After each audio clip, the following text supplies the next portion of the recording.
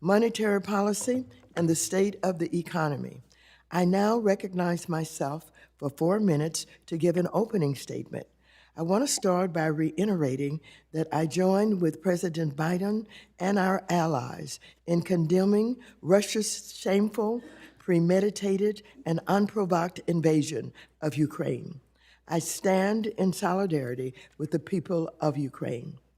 Chair Pro Tempore Powell, since the last time you testified in July 2021, the United States economy has continued to boom and our recovery from COVID-19 pandemic is strong.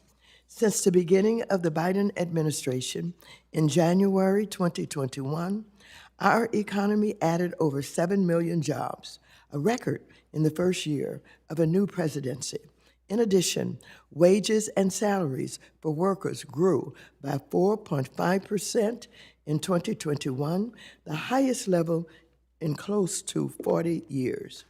While these are encouraging figures, we have more work ahead. Families across the nation are facing higher prices because of inflation created not only by pandemic-related supply chain problems, but also giant corporations taking advantage of economic conditions to pass on higher prices to consumers. Importantly, housing is a key measure and driver of inflation. For too long, we have not addressed the shortfall in our housing supply, and this lack of supply is driving up prices. In 2021, the national median rent for an apartment jumped by almost 18%, and home prices rose by 17%. These are the true drivers of inflation, according to experts, despite repeated efforts on the part of Republicans to falsely blame pandemic relief and emergency stimulus as the primary cause. To address housing supply and other inflation drivers, the House passed the Build Back Better Act and American Competes, which make transformational investments, including $150 billion in equitable and affordable housing, as well as improvements to our supply chains. Regarding digital assets, the Federal Reserve recently released a paper seeking public feedback on a possible U.S. central bank digital currency, or CBDC, which would provide an alternative to volatile cryptocurrencies and benefit financial inclusion and promote national security. On the other side of that digital coin is a concern that pariah states like Russia may use foreign CBDCs to relieve the pressure of our carefully coordinated multilateral sanctions. Leadership from the Fed on these issues is more important than ever.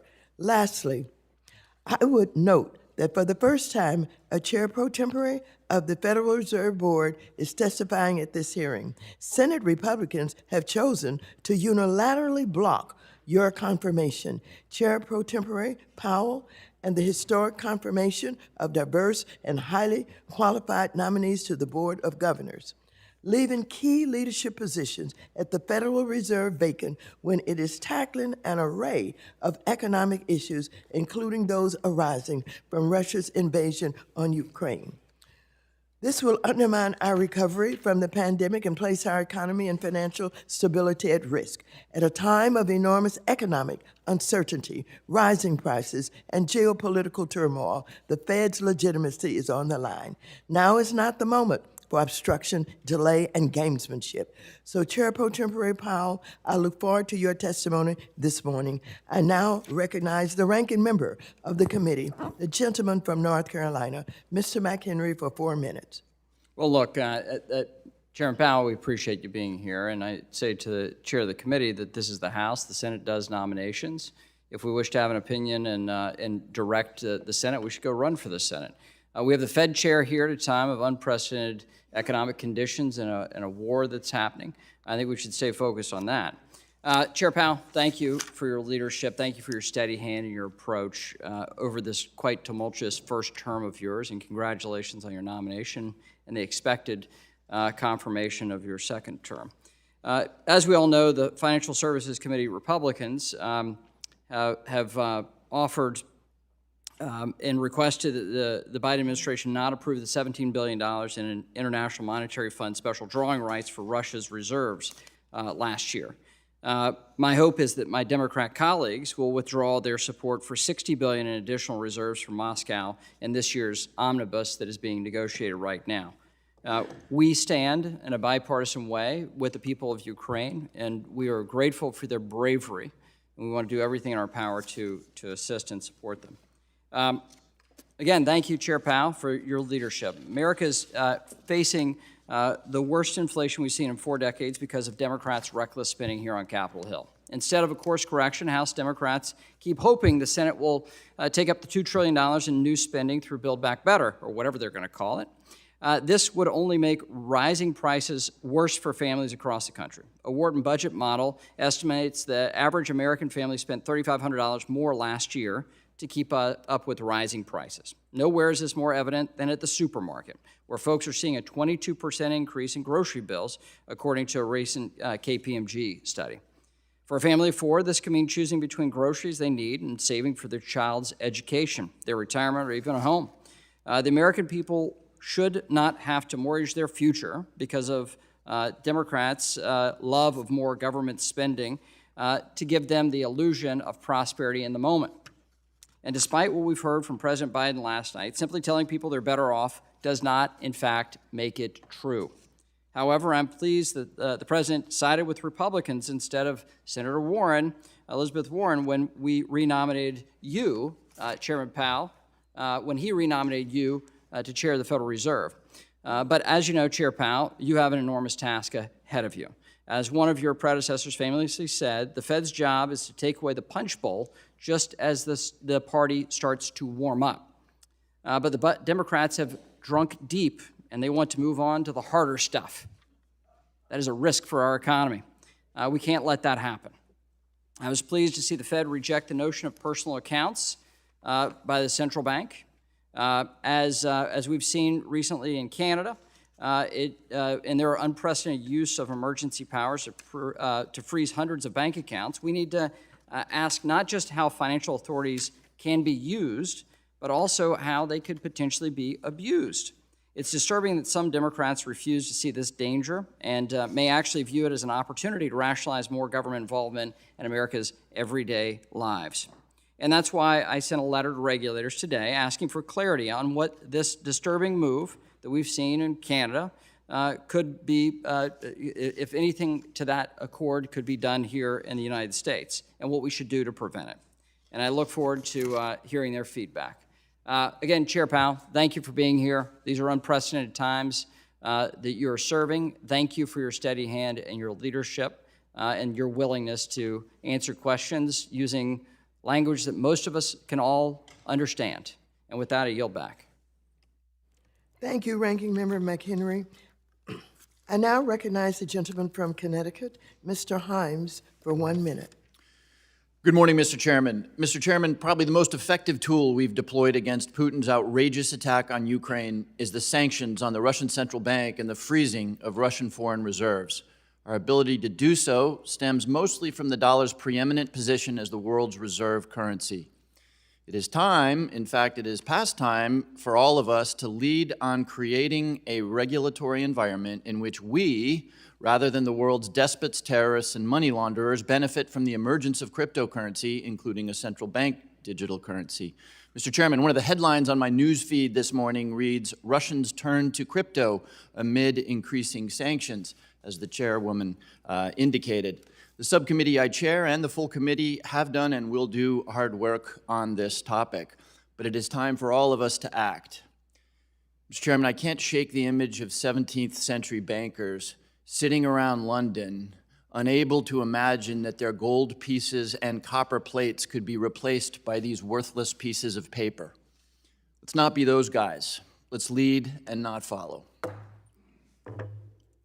I now recognize the gentleman from Kentucky, Mr. Barr, for 1 minute. Chairman Powell, thank you for being with us today. Inflation has hit a 4-decade high, with CPI surging to 7.5%. Core inflation exceeds 5%. PPI is now pushing 10%. Recently published inflation forecasts predict CPI will rise above 8% in coming months. According to a study from the Wharton School, the average family spent $3,500 more for the same goods and services in 2021 versus 2020. Tax and spend policies are largely to blame. Stephen Ratner, former counsel to the Treasury Secretary under President Obama, put it eloquently in a New York Times op-ed. The $2 trillion American Rescue Plan was, quote, the original sin that, quote, contributed materially to today's inflation levels, unquote. A potent cocktail of excessive government spending creating excess demand, combined with a hostile tax and regulatory environment for private enterprise, which has constrained supply, have together produced a toxic supply-demand mismatch pushing prices up. Compounding these fiscal policy mistakes, the Fed pursued for too long an unconventional and overly accommodative monetary policy, which has resulted in an inflation crisis that is hitting our constituents where it hurts. It is clear the Fed is not satisfying its price stability mandate. I look forward to hearing from you on the path forward to address the monetary policy side of this equation. I yield back. I want to welcome our distinguished witness today, the Honorable Jerome Powell, the Chair Pro Tempore of the Board of Governors of the Federal Reserve System. Without objection, your written statement will be made part of the record. Chair Pro Tempore Powell, you are now recognized to present your oral testimony. Thank you. Chairwoman Waters, Ranking Member McHenry, and other members of the committee, I'm pleased to present the Federal Reserve's semi-annual monetary policy report. Before I begin, let me briefly address Russia's attack on Ukraine. The conflict is causing tremendous hardship for the Ukrainian people. The implications for the U.S. economy are highly uncertain, and we will be monitoring the situation closely. At the Fed, we're strongly committed to achieving the monetary policy goals that Congress has given us: maximum employment and price stability. We pursue these goals based solely on data and objective analysis, and we're committed to doing so in a clear and transparent manner so that the American people and their representatives in Congress understand our policy actions and can hold us accountable. I will review the current economic situation before turning to monetary policy. Economic activity expanded at a robust 5.5% pace last year, reflecting progress on vaccinations and the reopening of the economy, fiscal and monetary policy support, and the healthy financial positions of households and businesses. The rapid spread of the Omicron variant led to some slowing in economic activity early this year, but with cases having declined sharply since mid-January, the slowdown seems to have been brief. The labor market is extremely tight. Payroll employment rose by 6.7 million in 2021, and job gains were again robust in January. The unemployment rate declined substantially over the past year and stood at 4% in January, reaching the median of FOMC participants' estimates of its longer-run normal level. The improvements in labor market conditions have been widespread, including for workers at the lower end of the wage distribution, as well as for African Americans and Hispanics. Labor demand is very strong, and while labor force participation has ticked up, labor supply remains subdued. As a result, employers are having difficulties filling job openings. An unprecedented number of workers are quitting to take new jobs, and wages are rising at their fastest pace in many years. Inflation increased sharply last year and is now running well above our longer-run objective of 2%. Demand is strong, and bottlenecks and supply constraints are limiting how quickly production can respond. These supply disruptions have been larger and longer lasting than anticipated, exacerbated by waves of the virus, and price increases are now spreading to a broader range of goods and services. We understand that high inflation imposes significant hardship, especially on those least able to meet the higher costs of essentials like food, housing, and transportation. We know that the best thing we can do to support a strong labor market is to promote a long expansion, and that is only possible in an environment of price stability. The committee will continue to monitor incoming economic data and will adjust the stance of monetary policy as appropriate to manage risks that could impede the attainment of its goals. The committee's assessments will take into account a wide range of information, including labor market conditions, inflation pressures and inflation expectations, and financial and international developments. We continue to expect inflation to decline over the course of the year as supply constraints ease and demand moderates because of the waning effects of fiscal support and the removal of monetary policy accommodation. But we are attentive to the risks of potential further upward pressure on inflation expectations and inflation itself from a number of factors. We will use our policy tools as appropriate to prevent higher inflation from becoming entrenched, while promoting a sustainable expansion and a strong labor market. Our monetary policy has been adapting to the evolving economic environment, and it will continue to do so. We've phased out our net asset purchases. With inflation well above 2% and a strong labor market, we expect it will be appropriate to raise the target range for the federal funds rate at our meeting later this month. The process of removing policy accommodation in current circumstances will involve both increases in the target range of the federal funds rate and reduction in the size of the Fed's balance sheet. As the FOMC noted in January, the Fed funds rate is our primary means of adjusting the stance of monetary policy. Reducing our balance sheet will commence after the process of raising interest rates has begun and will proceed in a predictable manner, primarily through adjustments to reinvestments. The near-term effects on the U.S. economy of the invasion of Ukraine, the ongoing war with sanctions, and of events yet to come remain highly uncertain. Making appropriate monetary policy in this environment requires a recognition that the economy evolves in unexpected ways. We will need to be nimble in responding to incoming data and the evolving outlook. Maintaining the trust and confidence of the public is essential to our work. Last month, we finalized a comprehensive set of new ethics rules to substantially strengthen the investment restrictions on senior Federal Reserve officials. These new rules will guard against even the appearance of any conflict of interest. They are tough and best in class in government here and around the world. We understand that our actions affect communities, families, and businesses across the country. Everything we do is in service to our public mission. We at the Federal Reserve will do everything we can to achieve our maximum employment and price stability goals. Thank you. I look forward to your questions. Thank you very much. I now recognize myself for 5 minutes for questions. Chair Pro Tempore Powell, as you know, the Fed is required to conduct monetary policy in a manner that fulfills its dual mandate to promote maximum employment and stable prices.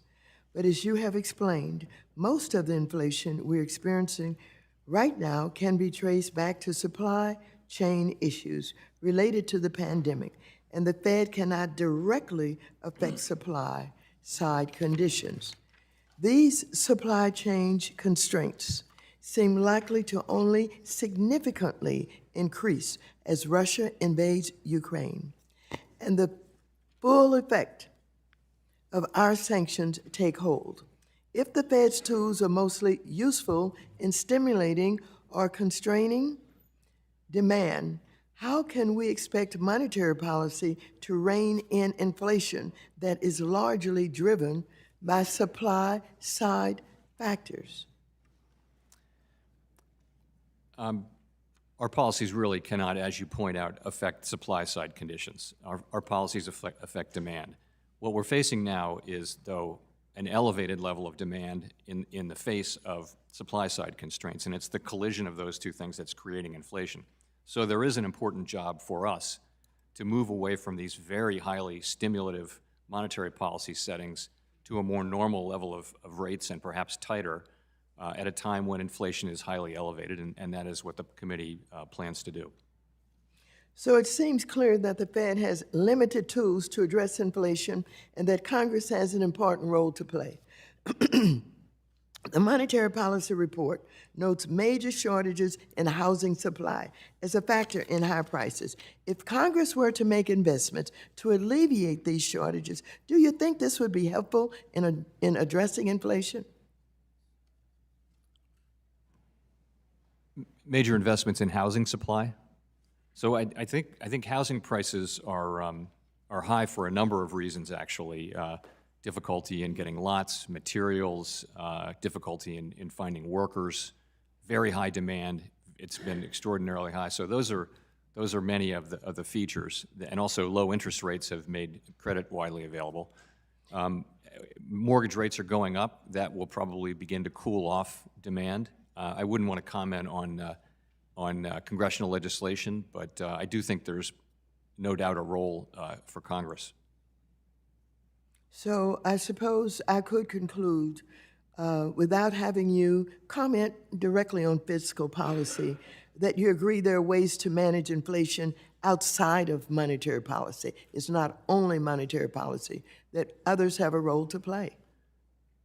I do think that's right, but more in a sort of medium or longer term sense. I think the Fed does monetary policy, and inflation is largely a monetary phenomenon, and it's our tools that can be used to address inflation. Over time, though, of course, anything that expands the productive capacity of the United States over time would, in principle, make greater potential output and a less constraining economy.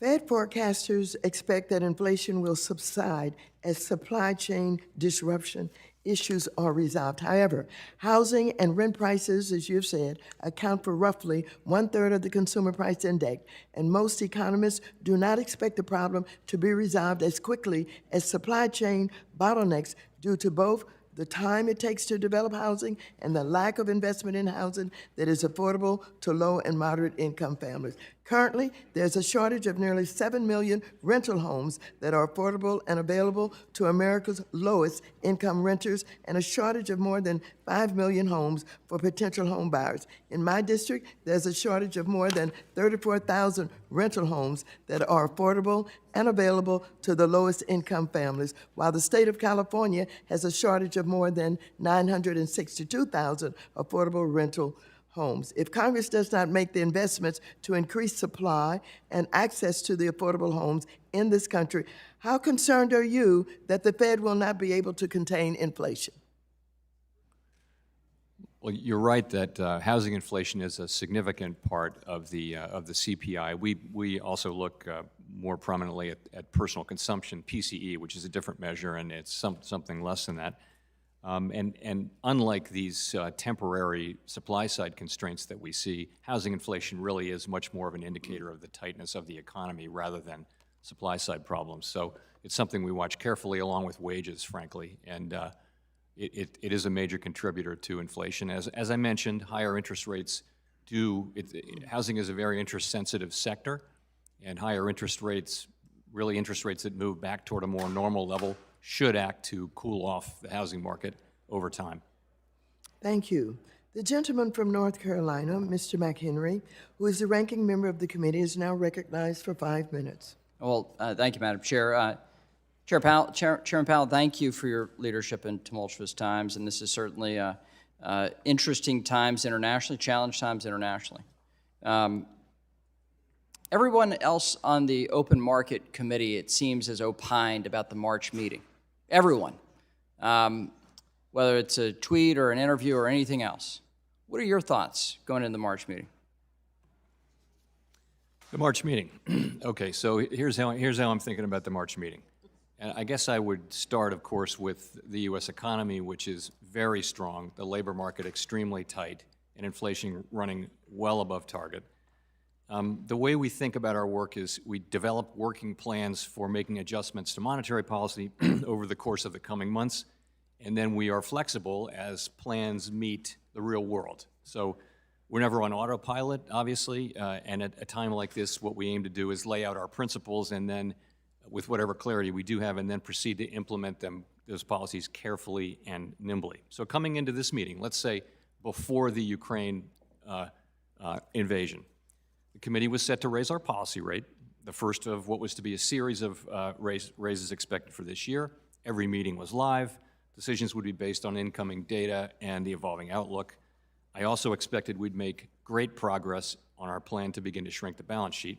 And so the question now really is how the invasion of Ukraine, the ongoing war, the response from nations around the world, including sanctions, may have changed that expectation. And so it's too soon to say for sure, but for now, I would say that we will proceed carefully along the lines of that plan.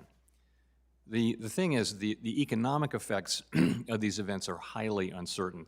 So far, we've seen energy prices move up further. and those increases will move through the economy and push up headline inflation, and also they're going to weigh on spending. We're seeing effects on other commodities, and perhaps from declining risk sentiment and weaker growth abroad. The thing is, we can't know how large or persistent those effects will be. That simply depends on events to come. So this is where that leaves me.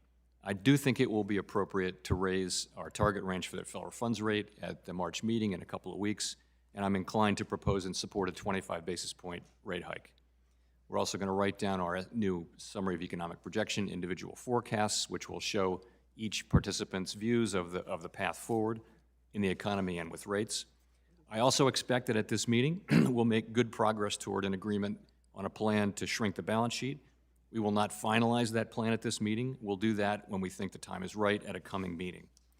The bottom line is that we will proceed, but we will proceed carefully as we learn more about the implications of the Ukraine war for the economy. We use our tools to support financial stability and macroeconomic stability. We're going to avoid adding uncertainty to what is already an extraordinarily challenging and uncertain moment. So that's how I would think about it. Very specific. Now, you mentioned 25 basis points.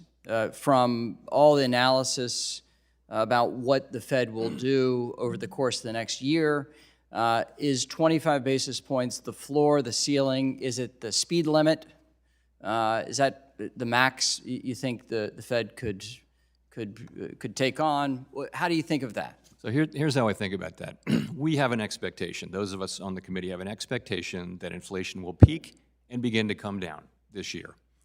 And to the extent inflation comes in higher or is more persistently high than that, then we would be prepared to move more aggressively by raising the federal funds rate by more than 25 basis points at a meeting or meetings. Now, you mentioned the balance sheet, a plan for the balance sheet, and that is to come. But what I'm hearing clearly from you is that the Fed is very interested in financial stability given what's happening, and you're willing to make quick decisions on a question of liquidity, on a question of market stability, those important works that you've focused on as Fed chair. And so it's actually substantial news for the House to be the first rather than the Senate to break news. So thank you for your forthcoming, being so forthright about your views on this. And with that, Madam Chair, I yield back. Thank you. The gentleman from California, Mr. Vargas, is recognized for 5 minutes. Thank you very much, Madam Chair, and thank you for ranking member for holding this hearing. Chairman Powell, thank you very much for being with us here once again. As we look at the unprovoked criminal Russian invasion of Ukraine, one of the most notable national security responses has been the president's recent announcement to cut off much of the Russian financial sector from SWIFT financial services. Our EU partners have also joined us and excluded 7 Russian banks from SWIFT. Chairman Powell, what practical effect would this have on Russia, its economy, its financial sector, and its people? So thank you. I should point out that the Fed does not impose sanctions on other countries, that we, in this process of developing sanctions, we are not a principal. That's really a job for the administration, particularly the Treasury Department. So we provide technical background support and things like that, but I think questions about sanctions and their effects generally would be more for the administration and the Treasury Secretary. I think you can see, I will just add, though, that the effects of the sanctions so far appear, for now, to have been significant. Yeah, I mean, we saw what happened to the ruble. We saw what happened to the market. The market's still closed. Is a way around it for them cryptocurrency? Could you talk a little bit about that? I know it's a little bit out of your bailiwick, but as you said, it's an interesting moment in time. You know, we haven't had to face this since really World War II, and even all the comments that you made about inflation and watching the market, so much of it is tied to obviously what the Russians are doing with respect to their unwarranted and criminal act there in Ukraine. So I don't have any private information on the extent to which that is happening, but that is something you read about and hear about. And I just think it underscores the need really for congressional action on digital finance, including cryptocurrencies. We have this burgeoning industry which has many, many parts to it, and there isn't in place the kind of regulatory framework that needs to be there. It was probably no different with railroads or telephones or the internet, and ultimately what's needed is a framework, and in particular, ways to prevent these unbacked cryptocurrencies from serving as a vehicle for terrorist finance and just general criminal behavior, tax avoidance and the like. So I guess that's what I would say there. I don't really know the extent to which it's happening, although you do hear that and read it in the paper. Seems like an outform. Since we did go down this road, could you comment a little bit about then the central bank digital currency? It seems like that would be something that would be helpful in situations like this. Yes, so we issued a paper after much thought and many drafts. We issued a paper, was it late last year? I guess it was late last year, seeking public comment on the costs and benefits of a potential central bank digital currency issued by the Federal Reserve here in the United States, digital dollars.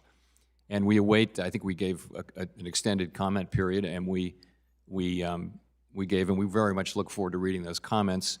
This will be something that we invest a fair amount of time and expertise and hiring people and things like that to try to get it right, but also to understand whether the benefits actually outweigh the costs, which I think is an unanswered question both here and around the world. Nonetheless, it's our obligation to move vigorously to understand the answers to that question so that we can deploy a central bank digital currency if it's appropriate.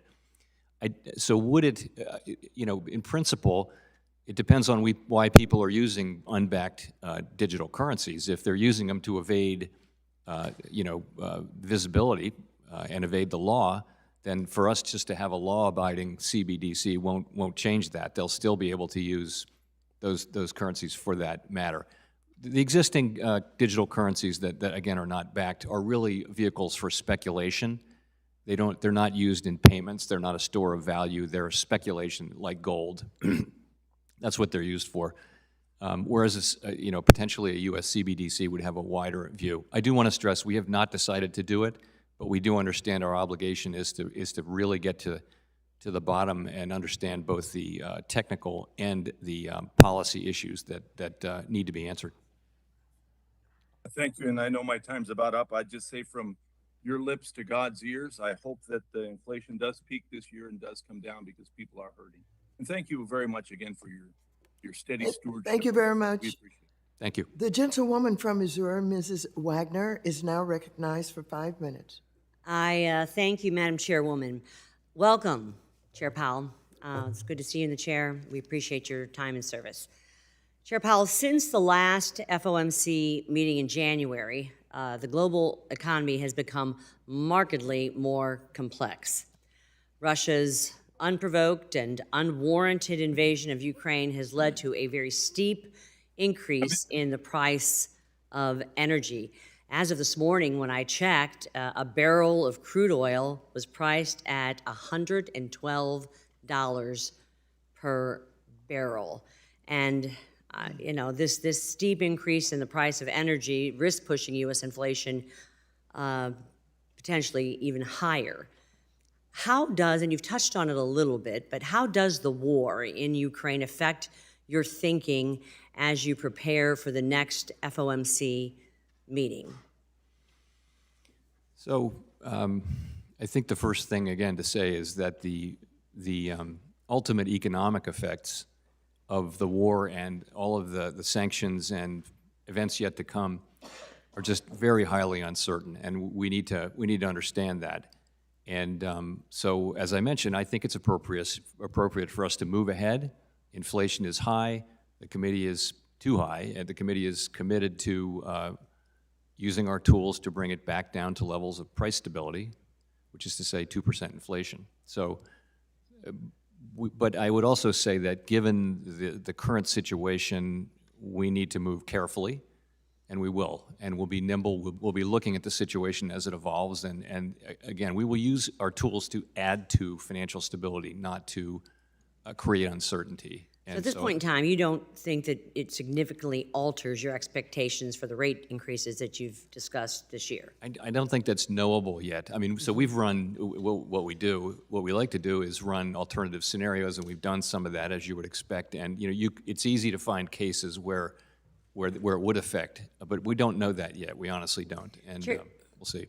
Thank you. Chair Powell, could you explain the role of the Federal Reserve in implementing U.S. sanctions on Russia? How you're working with OFAC, how this actually is implemented? Right, so sanctions are really designed by the administration.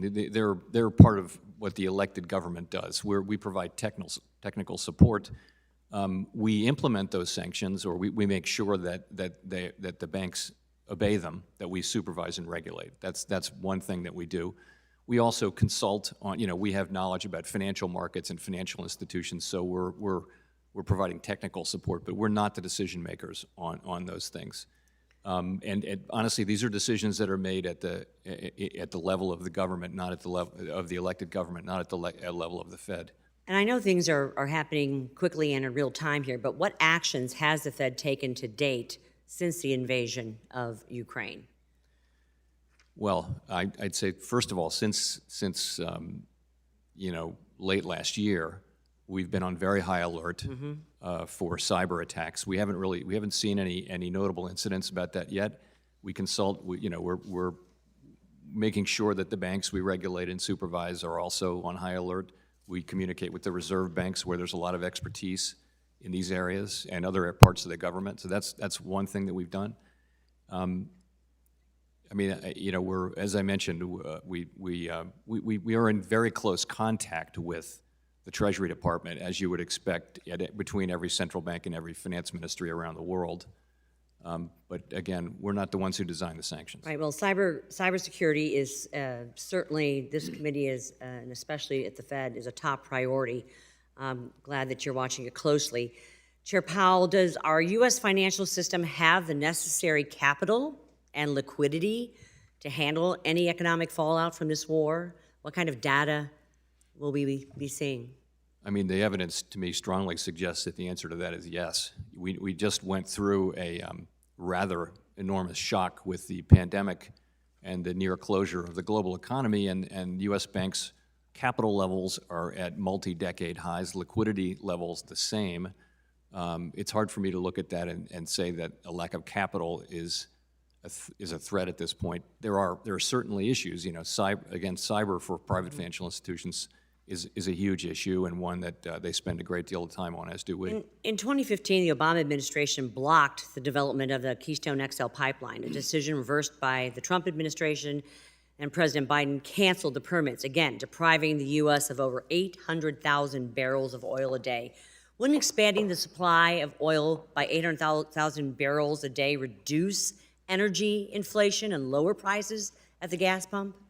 We're not responsible for energy policy. That's a matter for Congress and the administration. Of course, the laws of supply and demand do work. Laws of supply and demand do work. I've used my time, and I yield back. Gentleman from Guam, Mr. San Nicolas, is now recognized for 5 minutes. Thank you so much, Madam Chair. Good morning, Chair Powell. And I'd like to first recognize one of my senators all the way from Guam, Senator James Moylan. Thank you so much for making time to join us here today, Senator. Mr. Chairman, over the course of the uptick of inflation in the last year, you testified before the committee on multiple occasions that the Fed believed that the inflation that the country was experiencing was transitory. And since that time, especially today, there's a seeming change in that tenor. Could you elaborate more on that? Sure, I'd be glad to. So I think very widely among macroeconomists and other central banks around the world, we looked at it as akin to an energy shock and a supply side shock. And the textbook on monetary policy would have you look through that, because a supply shock comes and goes, and by the time monetary policy is having its effect, which happens with long and variable lags, we think, the supply shock is already gone. So we looked at it that way, and I think we expected to get relief, particularly going into last fall, I would say. We expected when schools reopened, vaccinations, raised, kids back in school, we expected supply of labor to come in, that kind of thing. And it didn't happen. But it didn't happen because the supply side constraints didn't ease. They didn't ease. So it's not like, as a practical matter, what was wrong was not the theory, it was just, in reality, the supply side constraints have been much, much more durable and persistent than we had expected. So we knew that we could be wrong, and I think I always thought we could pivot pretty quickly and catch up. And we did pivot when we started to pivot in the middle of last year, and then pivoted hard at the end of the year. But in the meantime, the economy was really healing incredibly quickly over the second half of last year. Record job growth and record decline in unemployment, record tightening in the labor market. So, we know that what our job is now, which is to move away from these highly accommodative settings to more appropriate settings, given the very hot nature of the labor market and the level of inflation. There's chatter, Mr. Chairman, public chatter, that the intensity of the inflation that we're dealing with today is a reflection of the Fed not taking policy action soon enough, not taking enough policy action. And there's chatter, public chatter, that causes the Fed's credibility to come into question as to whether or not it is acting responsibly and appropriately with the data sets that are coming in. And I bring this up, Mr. Chairman, because we have a duty to the American people to be able to raise these questions as pointed as they are, and to give individuals such as yourself an opportunity to really speak to the credibility question that's really out there in the community. If you could elaborate further on that. Sure. It's for others to judge many of the things you mentioned, and we understand that. But so we, starting in December, at our December meeting, we began talking about significantly more rate increases. The market took us very much at our word, and as this year has gone on, the market so market participants do appear to be reacting, what I would call as appropriately to our assessment, our ongoing assessment and reassessment of what's appropriate. And I'll just assure you and everyone that we are committed to achieving price stability. We will use our tools to achieve price stability. Really, that is an essential bedrock element of everything else we want to achieve in the economy, including a strong labor market. When we faced the financial crisis in 2008, a lot of lessons were learned about the need for the Fed to be more responsive to the liquidity traps that could take us by surprise. Given the circumstances we're dealing with today and the frustrations that the American people are facing, can you share with us any lessons that the Fed has learned with respect to its responsiveness to the inflation that we've been dealing with over the past 12 to 18 months and the intense inflation that we're dealing with today? So the inflation that we're experiencing is just nothing like anything we've experienced in decades. It's higher, of course, much higher than anything we've seen since I was much younger. But not only that, it's different. It's coming from the goods sector. The goods sector has been a source of disinflation for a quarter of a century because so many goods, so many manufactured goods have been But just specifically, Mr. Chairman, reclaiming my time, what specific lessons has the Fed learned from the outcome that we're dealing with today? Well, I mean, we're still living through it. So the main focus we have is not on doing a retrospective. It's on conducting policy appropriately to return us to price stability while also sustaining the expansion. Gentleman's time has expired. The gentleman from Georgia, Mr. Laudermilk, is now recognized for 5 minutes. Thank you, Madam Chair. Chairman Powell, thank you for being here, and congratulations on your nomination to continue your job for a second term. I think it's well-deserved. Before I get to my questions, though, I want to hold up something here. This is a Ukrainian dollar. It's a hryvnia. I kept some of these when I was in Ukraine several years ago doing some ministry work, and I think it's interesting to think that what happens in the next few days may determine whether this is another defunct piece of currency and the nation returns to a ruble, or will this maintain some of its value? But as you look at it, you can see it's a fraction, physically a fraction the size of the US dollar. It takes about 30 of these grievance to match a U.S. dollar, but when you look at values, our dollar has decreased in value, as you have mentioned, due to inflation. Now, a year ago, when you testified before this committee, I asked what your outlook was for the economy, and you said you expected economic growth to be strong for the rest of 2021. But at that time, I warned that the $2 trillion stimulus bill that was making its way through Congress at that time was unnecessary and far too big, given the economy was already recovering. Lo and behold, these predictions came true. In your opening statement, you mentioned that you didn't expect inflation to continue at the rate it is right now, but I also recall throughout 2021, we heard that inflation was slight, it was going to be temporary, but I also understand that that prediction probably didn't include the actions and the roles that Congress had, as you had said. Now, according to a report from the Federal Reserve Bank of San Francisco, because the American Rescue Plan was so extremely large and was passed when the economy was already recovering, this was a significant contributing factor to inflation. Do you agree with that report from San Francisco's bank that our reckless spending is a contributing factor to our inflation? I really wouldn't like to comment on any particular law, but I'll say this. All of the things that we did after the pandemic were we turned our dials as hard as we could, so did you, with the CARES Act, and the economy did benefit from that. We have the strongest economy in the world now. But part of that, no doubt part of what we did and what Congress did without naming any particular laws is also part of the reason why inflation is high now. Right. So there are multiple contributing factors to that, being the reckless spending, which devalues our dollar, is one of those. And what we heard last night was that there is not going to be a change in the direction this Congress is going or the White House. It sounds like we're just going to repeat the same mistakes we made in 2021. Now, I know that you have the tools of adjusting the interest rate.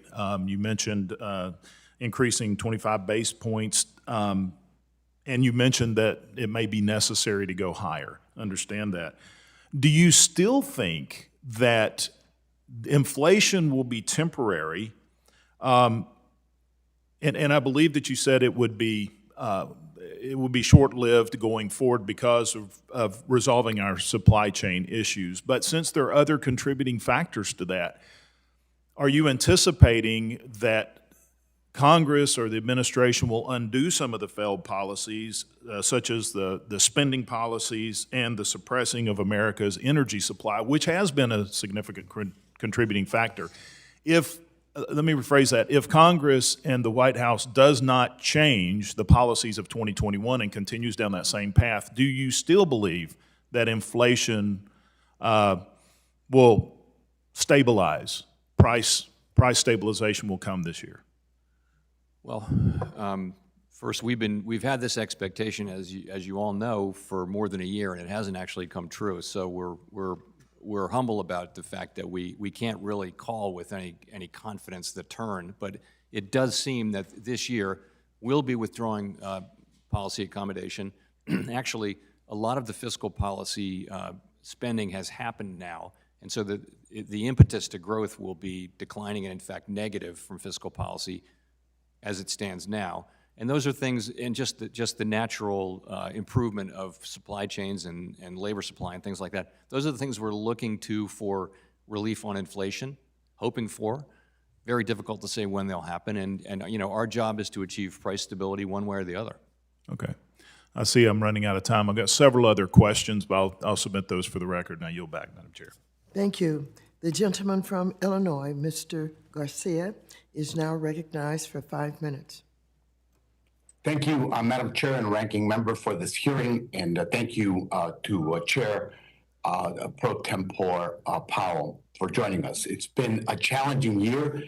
Rising prices at the gas pump and the supermarket cause real distress to working class families like my neighbors in Chicagoland, and improvements in employment and wages are real, but not nearly enough. My constituents saw a decade of stagnation after the last recession. Working class Latinos and immigrants like my neighbors are always hard hit. We simply can't afford that again. Chair Powell, you've said that inflation has been driven by bottlenecks in the supply chain. And last night, President Biden highlighted their role in corporate concentration and price increases. I'll note that CEOs from Kimberly-Clark to Tyson Foods have bragged to investors about their power to raise prices without facing competition. And last night, President Biden said, and I quote, "Lower your costs, not your wages." And my constituents were glad to hear that. So, Chairman, can you explain how raising interest rates will lower prices for diapers or chicken? Last time it was because my neighbors lost their jobs and couldn't find diapers or chicken. So is that the idea? Well, the idea is that right now, the federal funds rate is still set close to zero, and that is a very stimulative level. I think it's 8 basis points today. So that is not an appropriate level, we think, going forward. We think it's appropriate that we engage in a series of rate increases over the course of this year and also let our balance sheet shrink.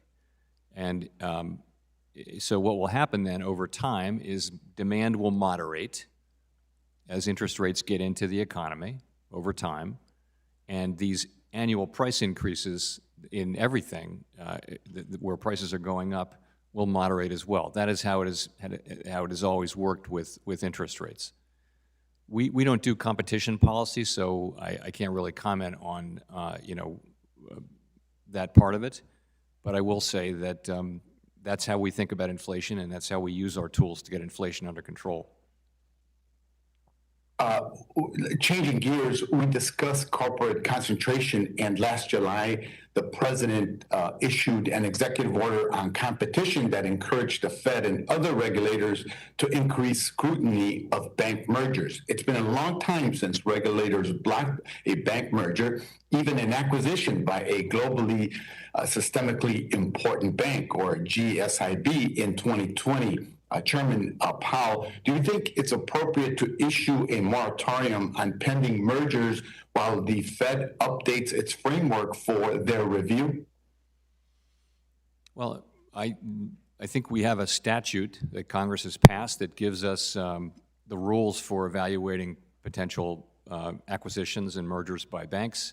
I think we have a widely developed framework for that work, and we're continuing to implement that. I mean, any changes that would come would either come through legislation or through new personnel at the Fed, neither of which we have right now. As we learned from Wells Fargo, frontline bank workers are an important resource for regulators. They see firsthand how banks implement or ignore internal controls, and they can identify problems as they develop. Incorporating frontline workers' voices in our banking regulatory system would improve the information we have and diversify the voices that get heard. Chairman Powell, will the Fed commit to adding bank workers to your various advisory councils? Why or why not? Very interesting question. We do have quite a diverse group of people on our various advisory councils, including people who are representatives of workers. I don't know that I don't know that we have ones that work councils, outside councils that advise us on bank supervision per se, but we do always seek out in all of our reserve bank boards and also the advisory councils that we do have representation from labor and also from people who live and work in and represent the interests of, pardon me, low and moderate income communities. Thank you. Appreciate it if you would consider that. And Madam Chair, I yield back. Thank you. The gentleman from Tennessee, Mr. Kostoff, is now recognized for 5 minutes. Thank you, Madam Chair, and thank you, Chair Powell, for attending this morning.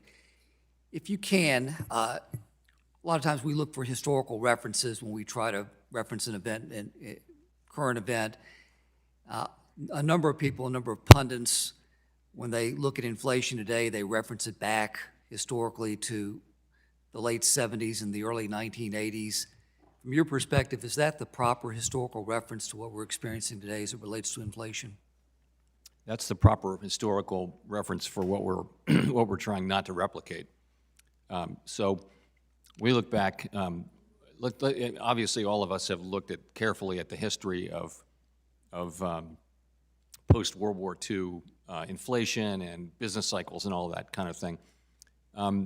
One of the things that's different now is that central banks, including the Fed, are very squarely take responsibility for inflation. That was actually not the case in the 1970s. There was a school of thought that really there were certain things that an independent agency just couldn't do because it was too hard and Congress should do it. So now I think central banks around the world have an inflation target. They have transparency so that they can be held to account for it. You know, we're not waiting. We are using our tools now to, and that's really different than it was in the 1970s. So also inflation expectations have been anchored for a long time.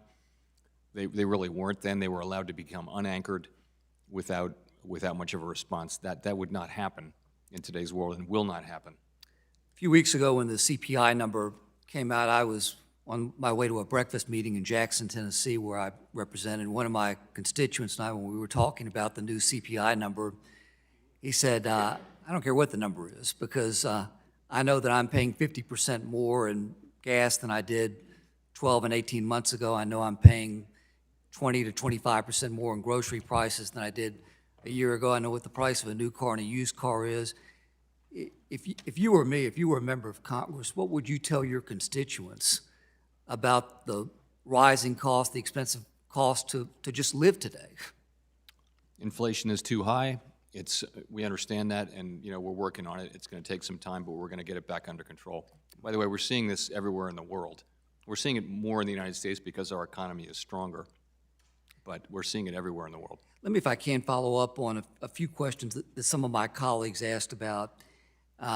Ranking Member McHenry asked you about the next meeting and your plans for the next Fed meeting, and I think you eloquently laid it out. But you also talked about the situation that's developed in Russia and Ukraine. My inference from your answer is that if Russia had not invaded Ukraine, that the Fed would be more aggressive as it relates to the balance sheet and to rate hikes. Is that a proper inference? No, I think that remains to be seen.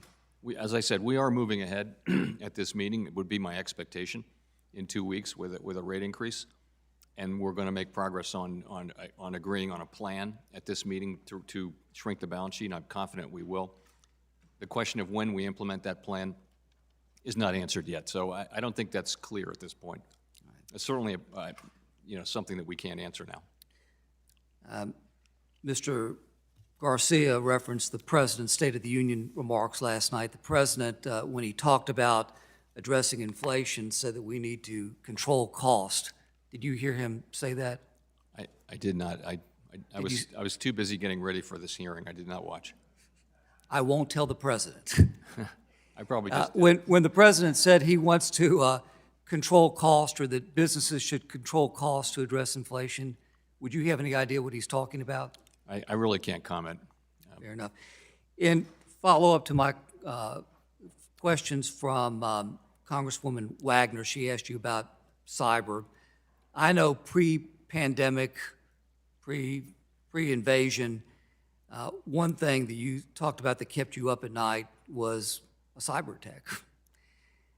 If Russia were to retaliate against the United States in some form of a cyber attack, what degree of confidence do you have in our nation's banks to thwart a cyber attack from Russia?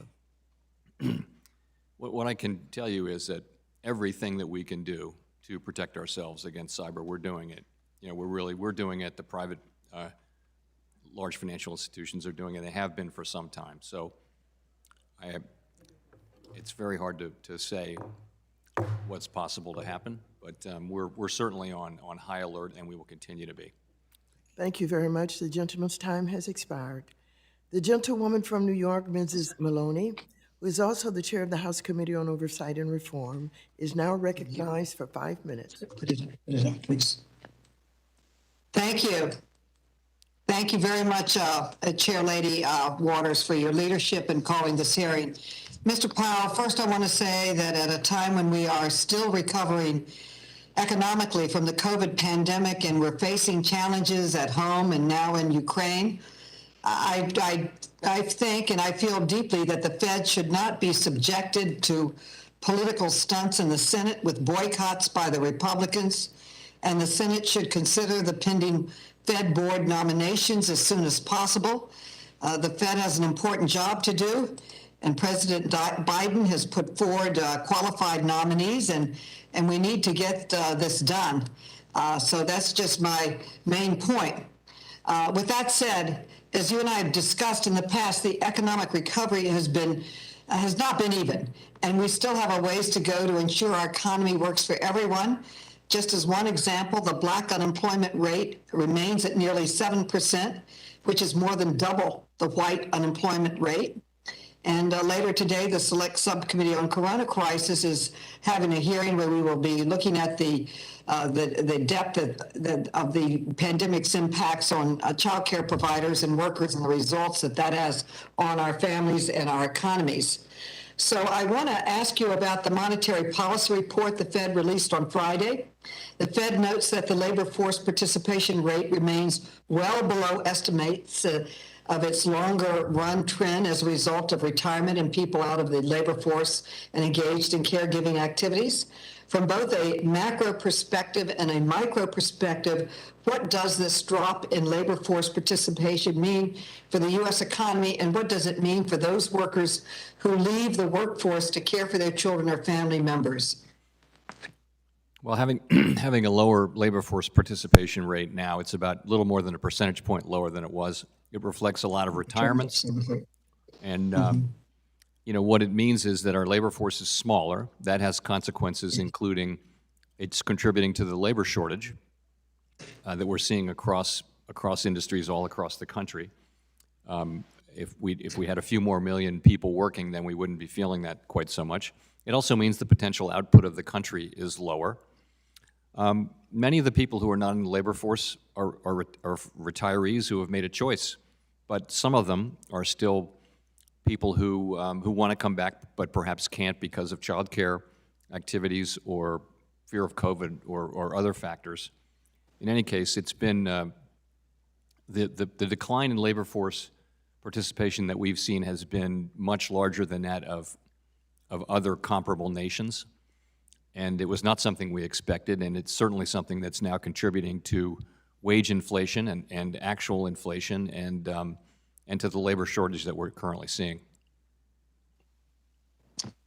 Thank you. It's been announced as a result of the Ukraine war and other disagreements that Russia and China are now moving to trade completely in their currency, no longer using the dollar. And Pakistan has flown in to meet with Russia. There's some talk that they may be part of it. What effect would that have on the U.S. economy if China and Russia no longer use the dollar in certain block trades around the world and with each other? What effect, if any, would it have on our economy? Well, we do benefit from being the reserve currency for the main reserve currency for the world, and that really is because we have open capital accounts and the rule of law, and we have inflation, you know, over a long period of time under control, so that the dollar preserves its value. And so our markets are the most liquid, and it's the place where people want to be. Over time, the question is, if some want to move away from the dollar, what will be the effect on us? I don't think it's something you would feel right away. Over time, they would have to create an economic ecosystem whereby another currency becomes, you know, a better currency for them to use. You know, what we can do is we can make the dollar the most attractive currency by continuing to have the rule of law and open capital accounts and make it an attractive place for people to invest and to use in their businesses. There wouldn't be any short-term effect of that. Over time, though, you know, it would I suppose it would diminish our status as the reserve currency. It's also possible to have more than one large reserve currency, and there have been times when that was the case, and so it's not really clear. Thank you. My time has expired. Thank you. I yield back, Madam Chair. Thank you. Thank you. The gentleman from Oklahoma, Mr. Lucas, is now recognized for 5 minutes. Thank you, Madam Chair, and to continue several points that a number of my colleagues have raised. As Putin's aggression in Ukraine has continued to escalate, U.S. and its allies have responded in unified voice to condemn Russia and apply economic pressure. Chairman Powell, could you discuss the difficulty of predicting what the implications will be of locking Russia out of SWIFT? So again, on sanctions, we're not the right folks to ask. We don't design them. We don't implement them. So it would be really a question for the administration. Let me word it this way. How sweeping do you foresee the ripple effects through the U.S. financial system? Is there an effect on us as those actions take place? With big actions like this, there may well be unintended and unexpected effects, and hard to say what those might be. In the economic sphere, you're seeing, not directly to your question, but we're seeing concerns over palladium and neon and corn and wheat, shortages of those potentially, but. So it would be difficult to say exactly what the effects could be over time. The United States, our financial institutions and our economy do not have large interactions with the Russian economy. It's a relatively small thing, and it's gotten smaller and smaller in recent years. So there wouldn't be direct effects from these kind of things on the U.S. economy. It's hard to think what the second order effects might be. Thank you. You've answered my question. As Congresswoman Wagner touched on, the price of oil has continued to climb during the past year to its highest level in more than 7 years. And we now see international banks appropriately shunning Russian oil, even without energy sanctions. Could you describe the range of different scenarios the Fed projections paint in regard to this? And along with that, how do you see this potentially impacting the already rampant inflation issues? Well, obviously the price of oil depends on events that haven't occurred yet. It really depends on where this goes going forward. We have seen prices move up, including just in the last couple of days, and they moved up quite substantially since, if you go back 3 months before this incident kind of began, prices are up quite a bit. The effects are going to be passed through into gas prices, into lower economic activity, and into inflation, headline inflation. And the larger the increase, the larger the effect. But the question then will become, that's a price level change. Is that going to lead to repeated inflation increases at that time? And that is not necessarily the case. And of course, we would use our tools to make sure that it's not the case. And of course, representing the constituency I do, which is both oil and gas and production agriculture, we take very careful note of what those actions will affect, how they will affect world crude oil prices. And of course, the Ukraine being a very historic major grain producer, my wheat people also are prepared to step up and match that. But it all underscores, I suppose, the increase in energy production in the United States and supporting policies that will not penalize or drive capital away from domestic oil and gas production. That's more of an editorial on my part, Mr. Chairman, but I note that we stand ready in this country to replace resources that may not be available or affordable for the rest of the world, and we just need a little incentive and encouragement from this side of the room to utilize those things. So my last question in the time I have remaining, the economy is currently operating in what I think we'd all describe as, at the very least, massive economic uncertainty. And when you deal with this 40-year inflation and the supply chain issues and the COVID-related issues, hopefully as we're in that final stage, can you elaborate on how critical it is for the health of the economic system to be reliable and to maintain liquid markets so we can navigate through all of whatever lies ahead of us? Yes, so I would say our markets have been functioning well. There's a great deal of liquidity out there. We have now between our swap lines and our repo facility for other foreign central banks and our standing repo facility in the Treasury market, we have institutionalized liquidity provision, and I think just the knowledge that that is there will help support good market function, which, despite all this volatility, we still have. Thank you, Mr. Chairman. I yield back, Madam Chair. Thank you. The gentlewoman from New York, Ms. Velasquez, who is also the chair of the House Committee on Small Business, is now recognized for 5 minutes. Thank you, Chairwoman Water. Chairman Powell, thank you for being here today. Given what you said about the upcoming meeting in March and the illegal invasion of Ukraine, how is the Fed coordinating with other central banks around the world and accounting for their actions when considering adjustment to interest rate policy here at home? So we're in ongoing contact, it's fair to say, with our major central bank colleagues, and actually we have a meeting of all of them on Monday morning at 7, a virtual meeting at 7 a.m.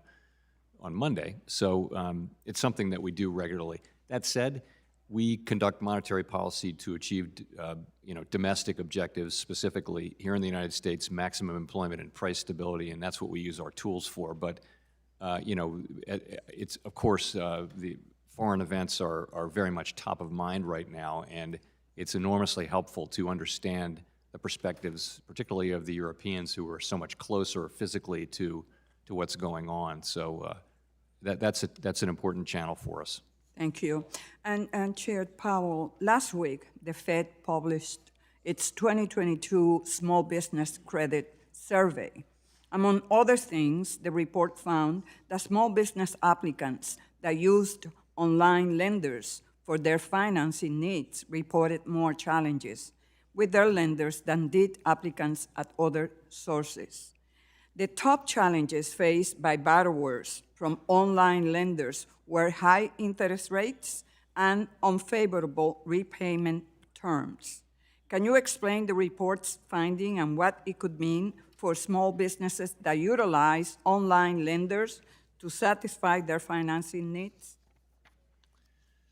So if I recall that survey, it did raise some interesting questions, and our people looked at it and actually saw differences in data gathering. So it's not clear that the data in the two surveys was comparable, but I do think it raises interesting questions, and we'll come back to your office on that. And it might raise interesting question where we, through legislation, could provide some relief and regulations so that small businesses are not shortchanged when it comes to the most important element for any small business, access to capital, affordable capital. Chair Powell, during public remarks last month, Acting Comptroller of the Currency, Sue, stated that in the not too distant future, the OCC, Fed, and the FDIC will issue a joint notice of proposed rulemaking to update the Community Reinvestment Act. Does the Fed also believe a joint NPR is possible, and when do you expect it to be released? Yes, we do. We think that will be ideal, and we're working very closely with the OCC and the FDIC and to come up with a consensus notice of proposed rulemaking reflecting all of the comments that we got on our advance notice of proposed rulemaking. I think the timing is soon. I wouldn't want to put a specific date, but I know that we're going back and forth, and it feels like we're getting very close. Right, thank you. And Chair Powell, a note published by a Credit Suisse strategist over the weekend warns that a decision to exclude certain Russian banks from the SWIFT system, which I support, could result in missed payments and giant overdraft with significant consequences for money markets, thereby forcing the Fed and other central banks to intervene to enhance liquidity to offset missed payments. Do you see this scenario as likely? No, I don't see that as likely. Of course, we always appreciate looking at different risk scenarios. But again, given the relatively modest exposure that our banks have directly to Russia, and given the existing tools we have to provide liquidity, I don't see that as a likely outcome. Okay, thank you. I yield back. Thank you. The gentleman from Texas, Mr. Sessions, is now recognized for 5 minutes. Madam Chairman, thank you very much. Chairman Powell, thank you for taking time to not only join us today, but your insight into monetary policy. The Monetary Policy Report of February 25th, seemingly still hot off the press, brings about, I think, a good review of the Fed's analysis of where we are. And I know there's that temptation by members of Congress to hold you accountable for things which are not within your purview, but on page 3, you talk about special topics, page 3 of your February 25th, 2022 monetary report. Special topics, low labor supply. Next, it goes to several other issues, then supply bottlenecks. As a member of Congress from Texas, both of these are highlighted to me on a daily basis as I receive feedback. This is inflationary also. We have taken a bit of time with you to probe with you your ideas that I think you have professionally handled on behalf of yourself and the Fed, the issues related to energy. But the bottom line is we can't get people back at work. We find that turns into a low labor supply, and then we've got bottlenecks. These are all hand in hand, glove in glove together, in my opinion. I took a few minutes just now to look at the labor unions and schools, teachers unions. But let's move to the federal government. Where is the federal government on their employees coming back to work now by OPM? I don't know. We're an independent agency. I'll tell you where we are, which was we're in the middle of that process. Probably closer to the beginning than the middle. I know you are, but you see, if they don't come to work, then others don't come to work. So I think your point and my point is well made. I believe that what we need is your robustness, not just your acumen in these issues, and your robustness within the administration to actually let them know that for this report, monetary policy, to be correct, that you believe inflation is a short-term, meaningful hindrance on our economy. They're going to have to make, meaning the White House, policy. They're going to have to understand what caused this. And I think that this administration, I think the Democratic Party, I think this Congress has made friends with inflation to encourage it. And that if your prognostication is going to come forth that we end this inflation, we're going to have serious changes. Because right now in Texas, which has been relatively open, I don't see relief on the horizon. And I think that this administration, this Congress has a lot to do with it. So without chastising you, I meant to help you. I would like for your voice in this administration and within halls of Congress, perhaps doors that are shut, for them to understand that they have actually made friends with and are continuing inflation, whether it be with teachers unions or whether it be with OPM. And we've got to get serious about getting people back to work, because as you tap down the amount of money that is put in the economy, as that moves, it's going to have to correspondingly have people that come to work that pay taxes, that move the economy, GDP as a term we used earlier today. It's shifting this big, massive task. So you've almost got a whole 30 seconds left. But I'd like you, without defending yourself, to to say to you, I'd like for your voice of reason, of prosperity, of future to come true as you would like. Did I ask you a question? Okay, I'm going to support you. I'm for you. How can we help you? I do think honestly, we have the tools and we have to use them we will use them to get inflation under control. But to the extent we get help from the supply side, it'll make that job so much easier. It's about labor force supply. It's really about supply constraints and shortages and that kind of thing. It's also about exogenous events like a war, which will drive up the price of oil and gas, and that'll get into prices, certainly, and we'll make sure that it doesn't provoke a cycle of inflation. This is what happens when you have to rely on other people for your food, cheese, and energy. Thank you very much, Mr. Chairman. Thank you, Mr. Sessions. You can help Mr. Powell by asking your friends on the Senate side to confirm his appointment. The gentleman from Georgia, Mr. Scott, who is also the chair of the House Agriculture Committee, is now recognized for 5 minutes.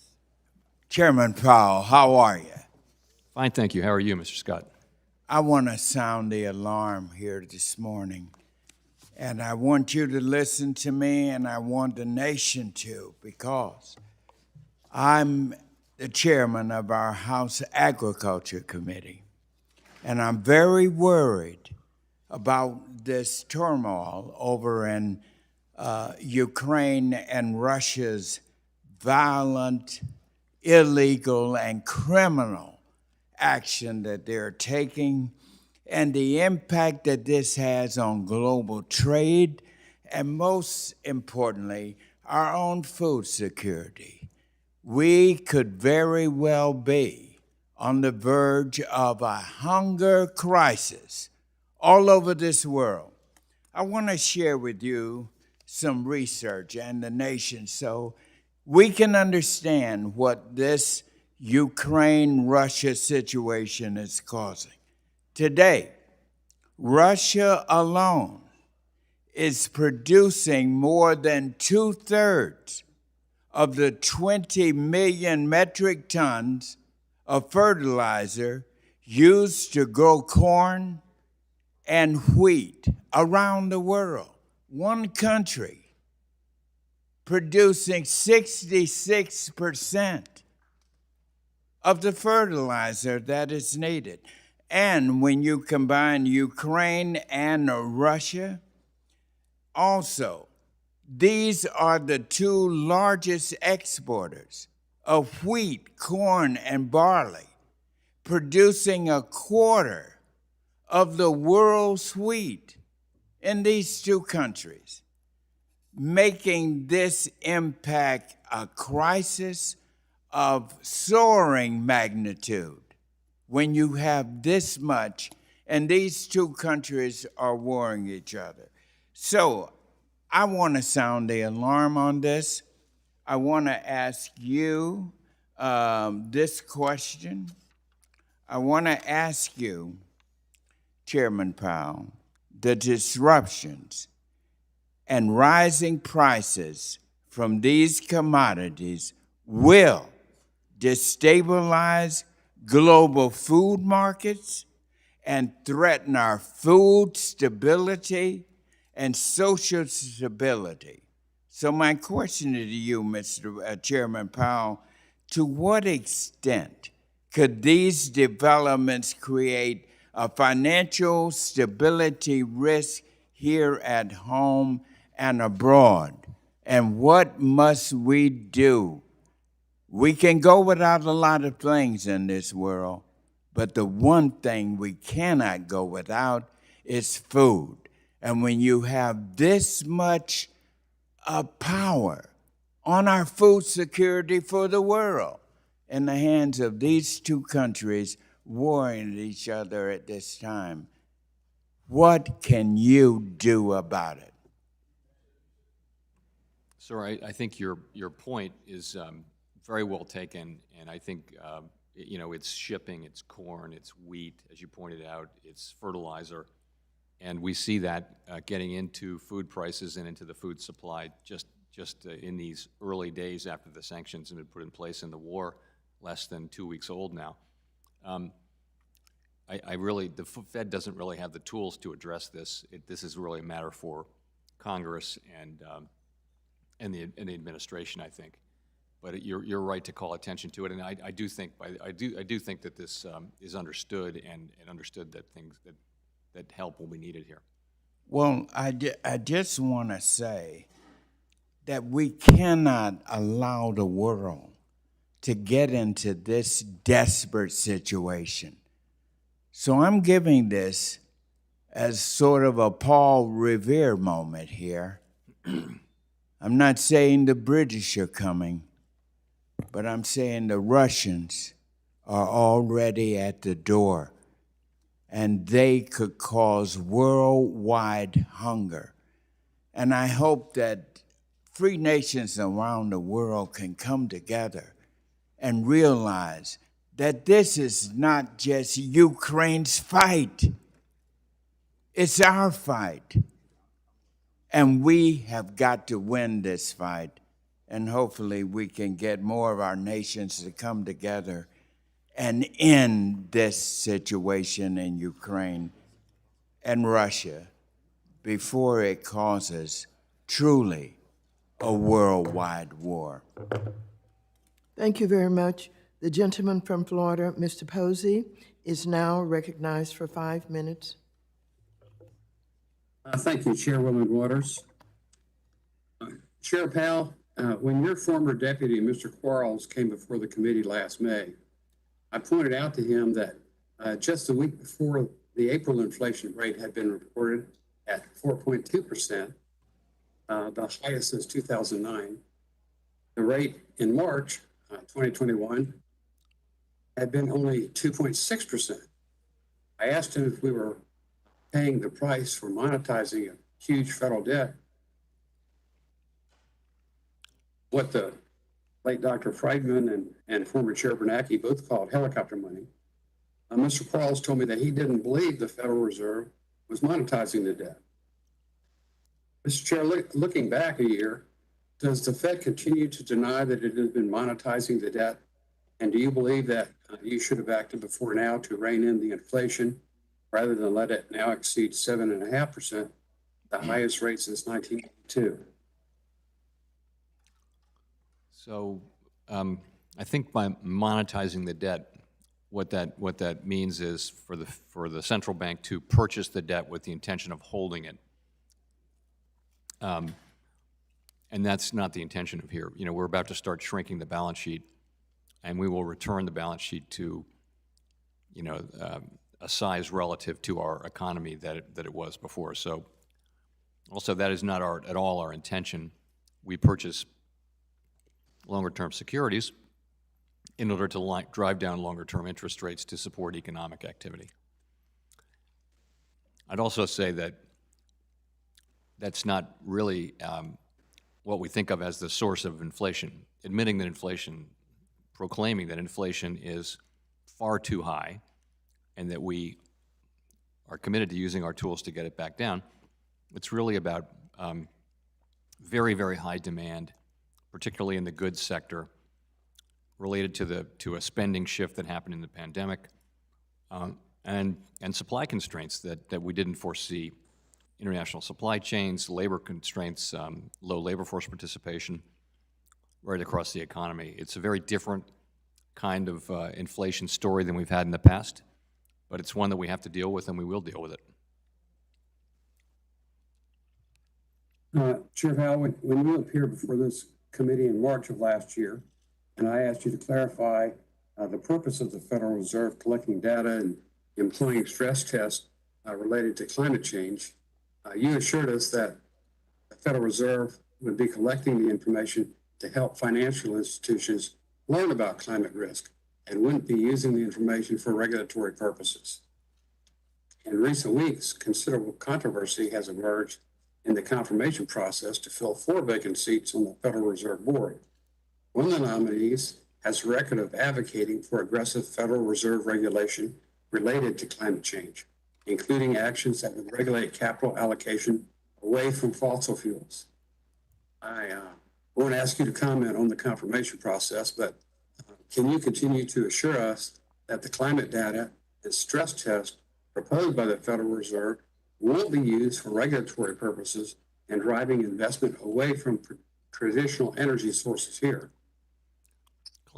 We call them climate stress scenarios, and we haven't, we're actually just building the capability to do this, and the idea is not to use them the way that we use the traditional stress tests to set capital levels, in effect.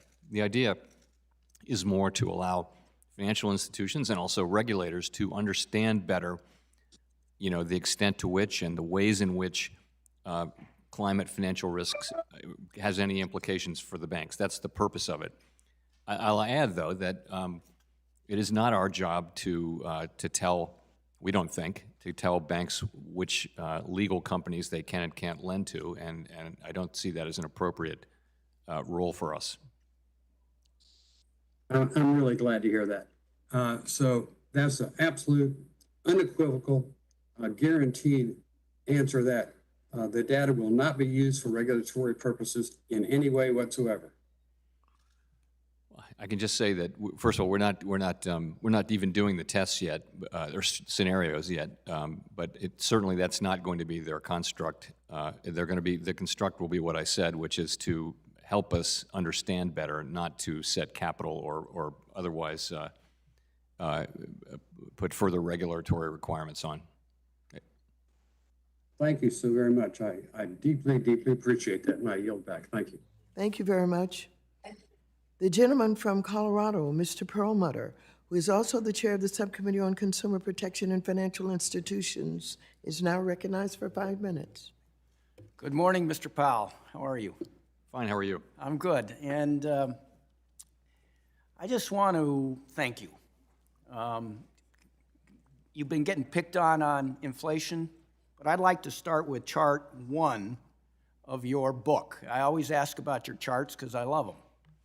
And chart 1 shows a tremendous growth in employment, as does chart 2 shows a tremendous drop in unemployment, the converse of it. And it's like dropped from about 14% to 4%. Do you think that the Fed's monetary policy helped in reducing the unemployment rate? Yes, for sure. Okay. And, 2 years ago, we were going into a pandemic, and you and I had a conversation about the potential for a worldwide recession of a magnitude we'd never seen. Did we hit that? Did we get that recession? No, we didn't. And you may recall, I'm a bankruptcy lawyer. That's what so I look at things kind of with the pessimist eye. I expected many bankruptcies. Did we have those? Did we have the bankruptcies that we thought we might get? We sure didn't. Okay. Do you have any idea how much the gross domestic product has grown in the last year? I want to say 5-point-something%. Well, it's actually more than that. And one of your charts has that, I think it's on page 23, chart 14. It's went from 2020 to now, it went from less than 17.5 trillion up to 20 trillion. So it's substantial, about 15%. Now, I don't think it's that much, but it's substantial. Did we expect that when we went into COVID? You mean since the trough? Yeah. No, Yeah. I was just giving you the last year. So, as you know, we were looking at some really bad scenarios and hoping they wouldn't happen in the first half of 2020.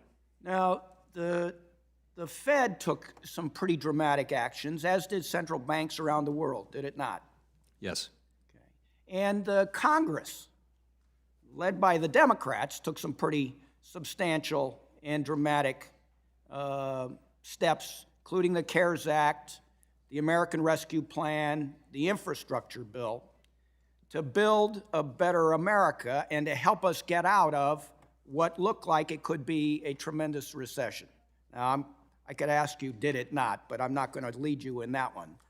But what I do want to talk about is the fact that despite the one flaw that Republicans can find, which is inflation, we have lower unemployment, a bigger economy. Do you know how many other countries have higher inflation around the world than America? 64, according to Trade Economics Inflation of country by country. 64. This is a worldwide phenomena, is it not? Yes, it is.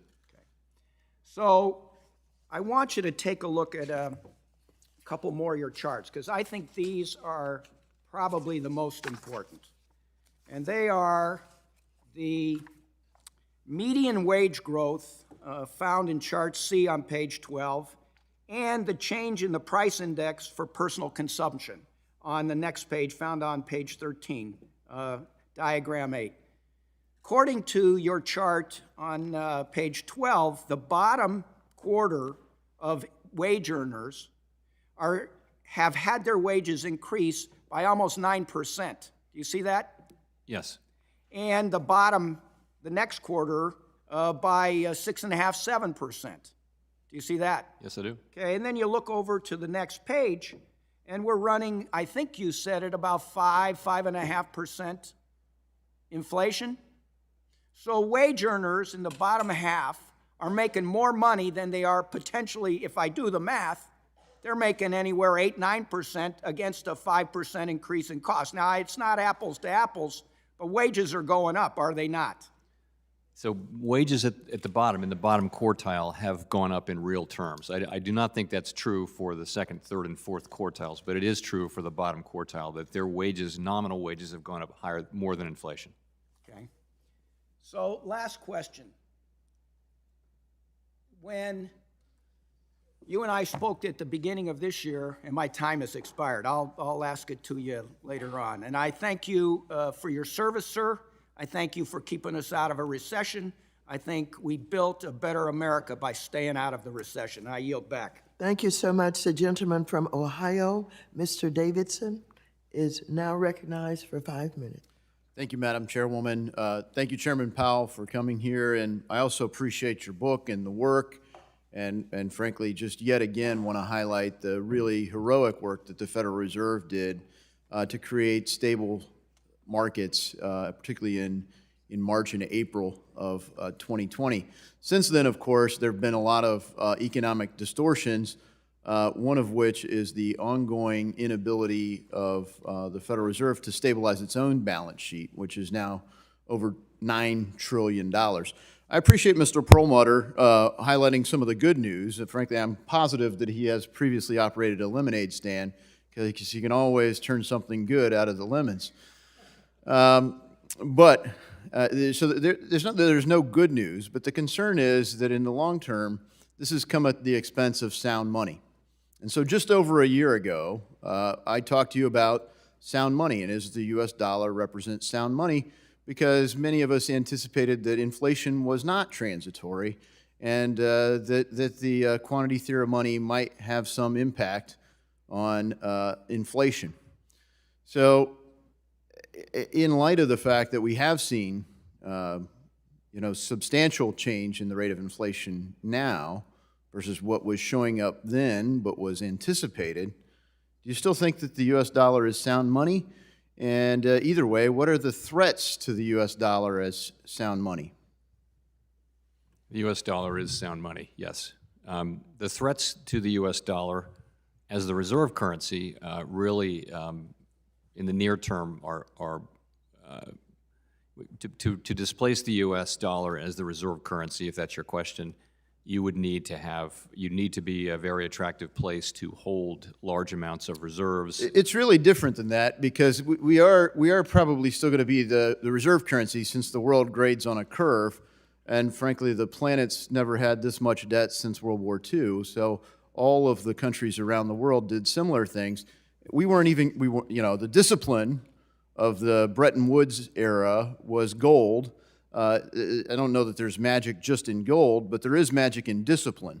So if you look at sound money being defined by a stable store of value, an efficient means of exchange, and a trusted record of an account, you've at least taken some dings on store of value.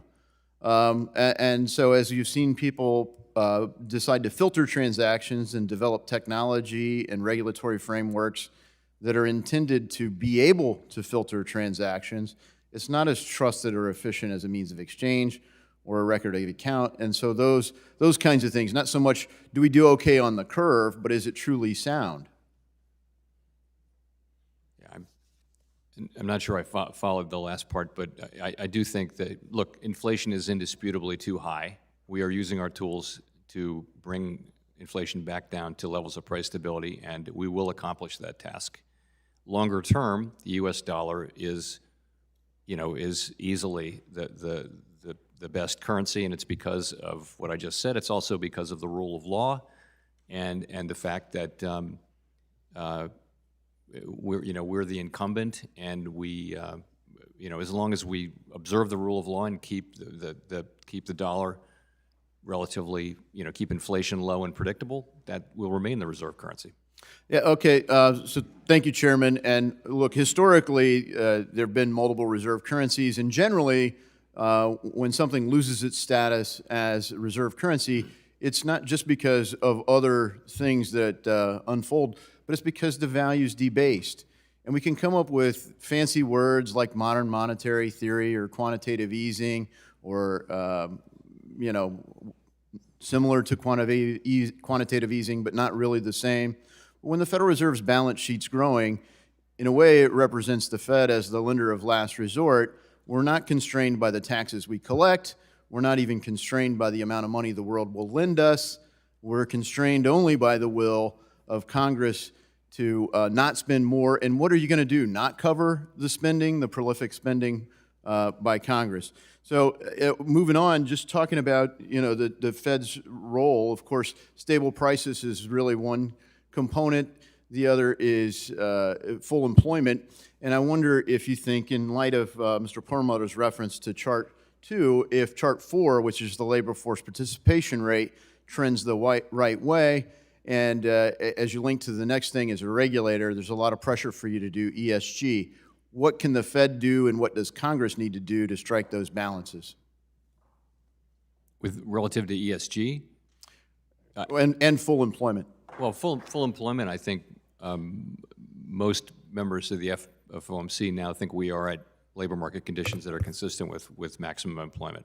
With 60% labor force participation? 62? I mean, the maximum employment can never be higher than the level that's consistent with price stability. The gentleman's time has expired. I think we're at that level. Thank you. At least. The gentleman from Illinois, Mr. Foster, who is also the chair of the Task Force on Artificial Intelligence, is now recognized for 5 minutes. Thank you, Madam Chair. And I'd like to add to Representative Perlmutter's list of your triumphs the record level of small business formation. And so I think that when you try to preserve the very strong economic recovery, I realize you have a dual mandate, but keep an eye on that one too. It's one of the most important successes we don't talk about enough. Do you remember the misery index? I do. Yeah, and so that when unemployment drops from 14% to 4%, so drop by about 10%, and then the inflation goes from 2% to 7%, so up by 5%. Does that mean the misery index is increased or decreased? It would be decreased. So thank you for that. Now, you actually mentioned repeatedly that the inflation problem was largely one of goods and not so much one of demand and also of labor shortage. And so can you make any rough estimate of what fraction of the inflation we're seeing was due to sort of those three effects? So I should be clear. Inflation is also too high in the service sector. I wouldn't want to oversell that. But the real big change has been in goods, which had negative inflation or close to zero inflation for 25 years. I don't have off the top of my head the ability to just tell you what the contribution of that is, but it's big, and it's a significant part of it. It's a lot of it also is energy, which is not obviously a worldwide problem. Yeah, and exactly. so that this is, if you could get back something a little more quantitative from your staff on that, I'd just be really interested in knowing your estimate. Now, in terms of the labor shortage, You know, back in the days when we had a different Senate, they passed comprehensive immigration reform that was then, of course, blocked by Republicans. And many studies at the time indicated it would be a huge positive for our economy to pass comprehensive immigration reform. And that was at a time which didn't have an extraordinarily tight labor market. Is there anything you can think of that would invalidate those studies that showed that comprehensive immigration reform in both the low skill and the high skill sectors would be a huge plus if it was passed? If I can answer that this way, if you look back at the trend, let's say 5 years ago in that range of immigration, legal immigration, people coming in, and look where we are now. We're now several million people, many of whom would be in the workforce short of that. So lower immigration is definitely part of the story of the labor shortage. But that's what I would say. And so is there anything quantitative you can say about the timescale for unwinding the balance sheet? You know, do you think of this in terms of a fixed timescale that we want to go back to normal in the next 2 years, 3 years, or do you say we're going to take it down by 1% 1% a month, or you anticipate some sort of feedback loop? Well, we look at the taper tantrums or the equivalent and sort of adjust it as you go. So the way we did it last time is we set a cap on the amount that will run off, and anything above that gets reinvested for both MBS, mortgage-backed securities, and for treasuries. We haven't had that discussion at the committee. We will have it in 2 weeks. But I guess it takes. It turns out that the level of the cap doesn't really matter that much for how long it takes. Something in the range of 3 years to get back to where you're trying to get to. And the way we define that, what is the end? The end. We look at the size of the economy, the size of the banking system, and we ask, what's the level of reserves that we'll need at that point? And so we set a course for that place, and then as we start to get close to it, we might slow down a little bit, like as though it were an airplane, and that's the way it will work. But I think something in the range of 3 years to get back to what the balance sheet needs to be, which is basically reflective of the public's demand for our liabilities plus a buffer, and what we call ample reserves. Yeah. Do you have an estimate for how many hours of your life have been spent attempting to explain the difference between quantitative easing and monetizing the debt to members of Congress? No, sir. Okay. All right. Now, one of the most valuable functions of the Fed is to provide the emergency assistance to the financial systems of the free world. And you mentioned that you stood ready. Are there specific things you're worried about in Eastern Europe where the economies are more tightly tied to Russia, where you may really have to step in and get involved? Any specific worries? What we're watching is sort of the global markets and the dollar funding market, and we're seeing markets that are functioning, and of course we have tools and we have things in place to deal with stresses should they emerge. That's really what we're doing, and as I mentioned, markets are functioning, so we haven't had to deploy any of those tools. Thank you, and my time's up. I yield back. Thank you. The gentleman from Missouri, Mr. Lukemeyer, is now recognized for 5 minutes. Thank you, Madam Chair, and welcome, Chairman Powell. Good to see you again.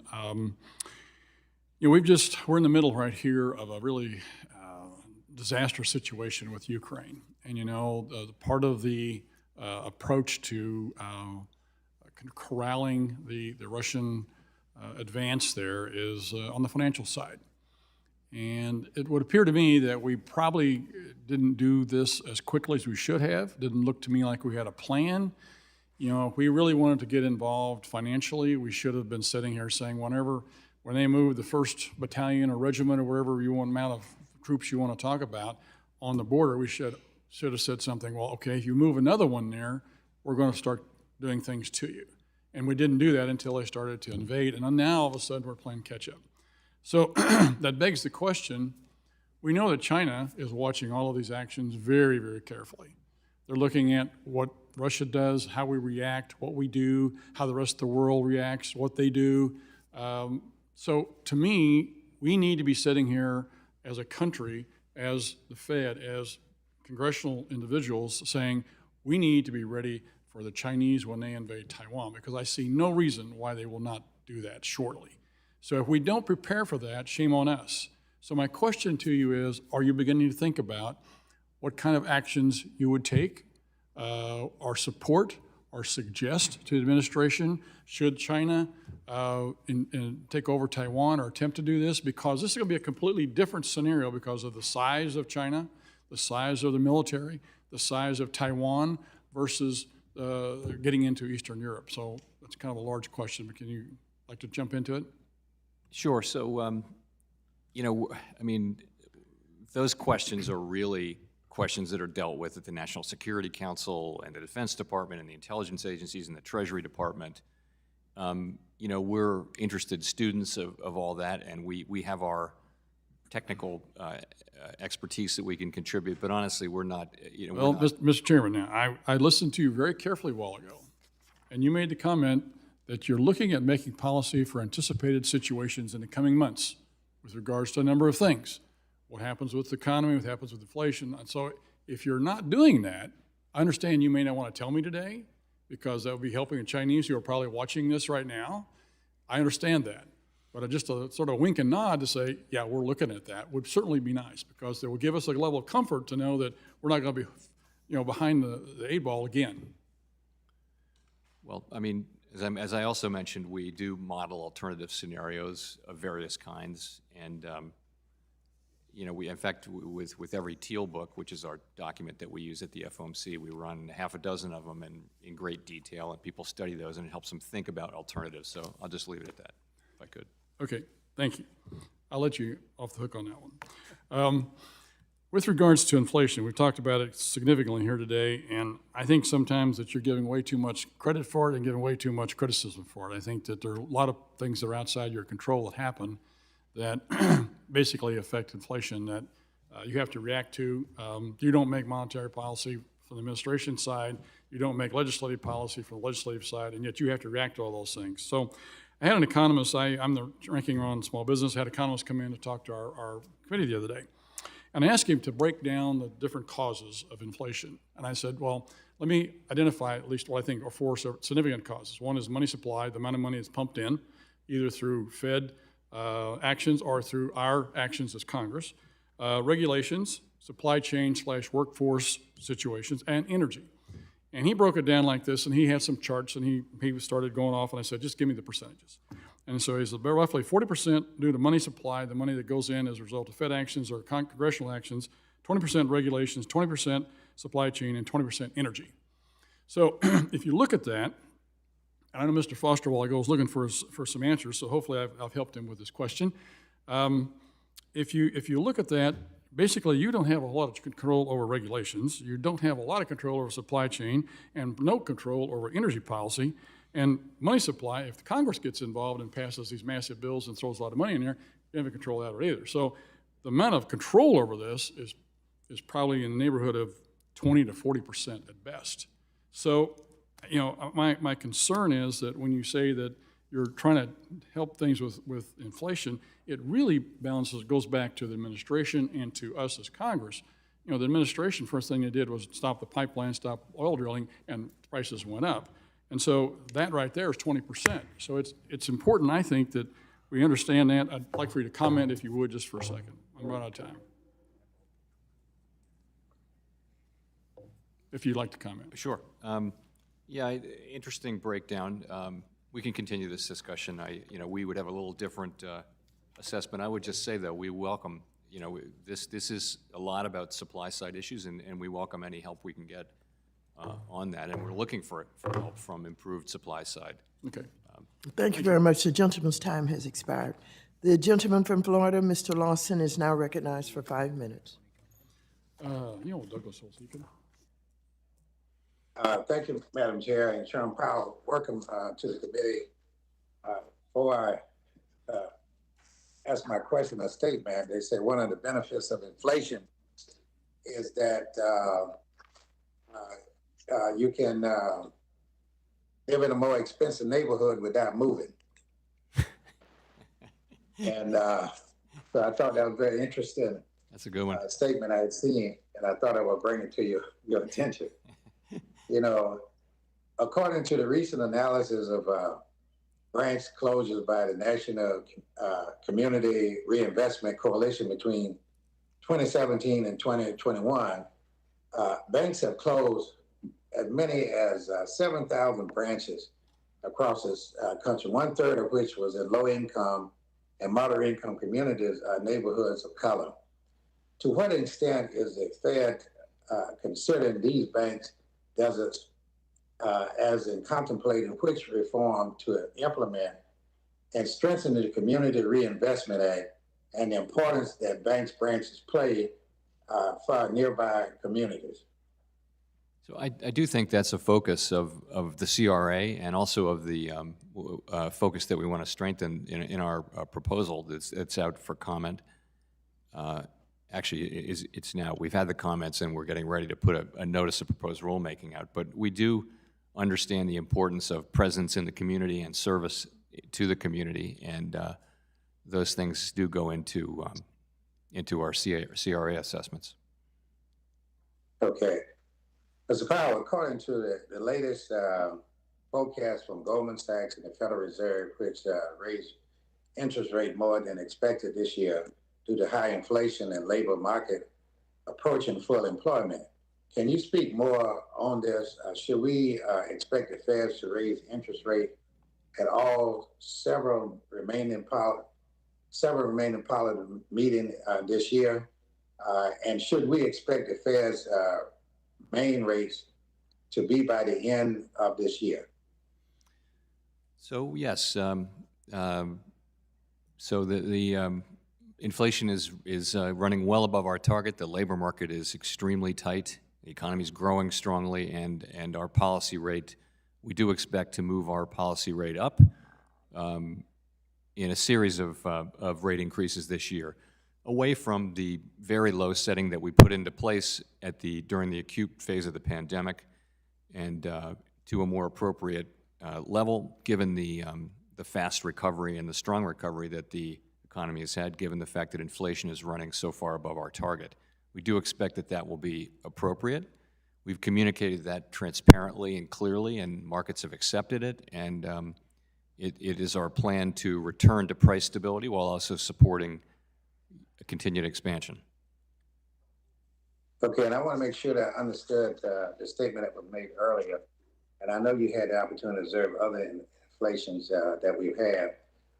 With wages going up, as they say, and the bottom half are making more in earning, do you consider that we are in a better situation to deal with the inflation that we have now compared to inflation in the past?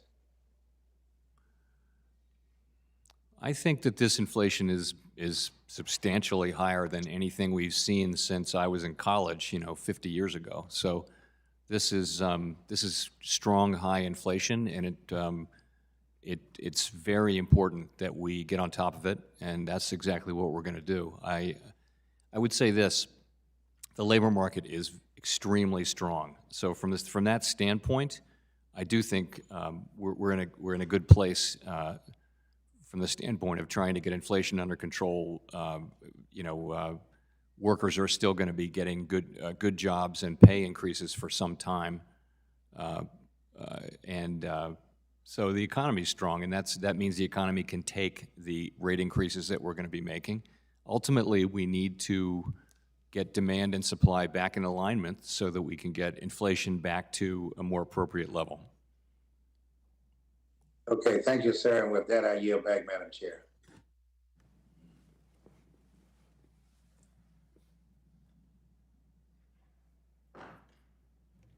The gentleman from Michigan, Mr. Huizinga, is now recognized for 5 minutes. Thank you, Madam Chair, and Chair Powell, I appreciate this opportunity. I'm actually going to pick up on what my colleague from Florida was just talking about and add that to what my colleague from Missouri next to me here was talking about. And you may have said that the 40-20-20-20 ratio that came from Douglas Holtz-Aiken, breaking that down, about 40% of inflation being tied to monetary policy and spending, 20% to regs, 20% energy policy, 20% supply chain. You might disagree with that, is what you had said, but do you believe that spending has contributed to the situation of high inflation that we are in. Okay, thank you. So I may have misunderstood what your colleague said about. Madam Chair, I ask that you suspend. I think Mr. Lawson has his microphone on yet, and we're getting a little crosstalk. So if we can maybe Yeah, you can- add a you few can seconds say it. back here. They have to say. Okay, All right. is the gentleman I'm gonna muted take a now? quick back. No, clearly is not. All right, I think you can resume. Okay, I'm just like to, would ask that you have a light gavel at the end of my time here. I think we were having a little Yes. crosstalk, so we have Yes. to go back on that. So I may have misunderstood. I thought that the 40% was money supply, but you made it sound more like a monetary policy. And so I would, look, I mean, look, we can discuss those numbers, but that makes more sense to me. Point being, has spending contributed to inflation? Yes, I think a number of factors have, Okay. including All fiscal right. policy. And I would agree with that. And, you know, frankly, many of us have sort of warned or talked about this situation. We have record debt right now, previously, without conflict. Now, war and rumors of war that we hope aren't going to happen may even increase that debt.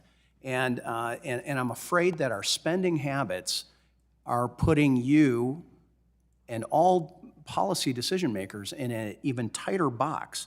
Look, we all know that inflation is real. It's hitting, whether it's gas, $3.79 versus $2.74 a year ago,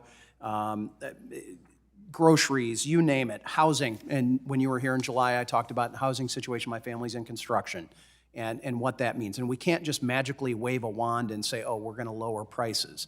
That just simply isn't realistic. But what I heard last night is that the president is acknowledging people are living paycheck to paycheck, and he understands that. Yet the message I keep hearing from the president and my friends on the other side of the aisle is we need to spend even more. And I'm concerned that is going to put us, again, into an even tighter box than we currently are. If you care to touch on that before I move on. I should stay away from fiscal policy if you don't Well, mind. and look, I'm not asking whether you support a particular bill or not. Theoretically, we're your classroom. America's your classroom as they're watching this right now. Spending is a contributing factor to inflation, correct? It is, but it's not really our job and not ours to comment on. We do have a role here, and we need to do it. Fully understand that. I just the facts. That's all right. So I'm going to move on to another issue, which is rules-based approach to monetary policy. In the 114th Congress, I think it was in 2015, I introduced the Fomc Act, which would lay out a rules-based monetary policy. And I know in your testimony today indicated that a rate increase is expected, and you confirmed that with the ranking member. So what I'm curious, though, is since 2017, the Fed's monetary policy report included a section on monetary policy rules. And you've been very clear, and now Secretary Yellen has been clear that a lot of rules are modeled and looked at. The only exception to this was 2020, the first year of the pandemic, and maybe more surprisingly, the report that was just released this month. For example, in 2017, monetary policy rule section of the report stated, quote, monetary policymakers consider a wide range of information on current economic conditions. It's not included in this report. Can you shed some light on why it was omitted this year? I honestly didn't know if that was the case, or if someone talked to me about this before the thing was printed and sent up here. I don't remember it. That's also a real possibility, given the number of things I have on my mind right now. But as you say, we didn't have it in July of 20. We'll have it in the next one. I don't think there was no big thought, as far as I know, going into that. It's just sometimes we include it, sometimes we don't. I will say that I think thinking about policy through rules is something that I learned a lot about monetary policy doing that. When you're actually implementing policy, no committee has ever really used policy rules as a way of setting policy, but they use them to inform your thinking. Yes, and I guess my idea with the Form Act was to then inform the market, and that includes us as citizens as well. And I'd like this committee to re-examine that. So I appreciate the indulgence, Madam Chair, as we had that crosstalk at the beginning, and I yield back. Thank you. The gentleman from Illinois, Mr. Caston, who is also the Vice Chair of the Subcommittee on Investor Protection, Entrepreneurship, and Capital Markets, is now recognized for 5 minutes. Thank you, Madam Chair. Thank you, Chair Pro Tem Powell. You know, I'm always struck that there's a real risk of hubris for those of us in our line of work, at least up here. If we get to write laws, sometimes we conclude that that means we can write the laws of physics as well, which is dangerous. And I am troubled by some of the questioning of my colleagues and, you know, some of the debates around confirmation of your colleagues around climate change. The IPCC report that came out last week said climate change effects are outpacing our ability to adapt. We're seeing communities that sort of simultaneously have droughts, floods, and fires, and money is moving in surprising ways. We've seen, personally, I've seen stories just in the last month of one coastal community where the roads are being washed out that haven't yet paid off the bonds that were used to pay for the road, and they don't know how to reconnect those communities. Another community on the coast where the mayor is sitting there realizing that one neighborhood he can afford to build a seawall, and in another neighborhood it's cheaper to relocate people, and dealing with the political fallout of that decision. We have massive political risks that are coming, and we know they are coming because the laws of physics do not care how we vote. And I'm concerned by your response to Mr. Posey when you said that I think you said we've not even done the scenarios yet, excuse me, on the climate change. And I understand these are complicated, but if those scenarios haven't been done, I want to start, you know, if we don't deal with the financial fallout, the political fallout's going to be far worse. And so I just want to start with a very specific question. NOAA and NASA came out with a report, I think last week or 2 weeks ago, saying that Florida is looking at 12 inches of sea level rise in the next 10 to 20 years and 18 inches by 2050. That means that there are whole communities in Florida where there's going to be complete property loss before a 30-year mortgage is repaid that was issued today. Are Fannie and Freddie changing their lending standards in response to those risks in those communities in Florida and elsewhere that are now within 30 years of being unable to repay those notes? I don't know. I asked the question there because in the CFTC report, Managing Climate Risk in the Financial Sector, came out about 2 years ago. They noted that the higher an area risk for coastal flooding, the more likely the commercial banks are to be offloading their risks onto Fannie and Freddie.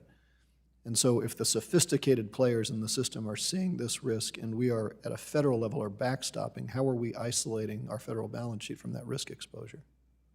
I think that's a very likely outcome, actually. I think as private lenders will move away from that, and will the government force people to move away from the coast, or will they wind up government, that's us, wind up picking up the tab?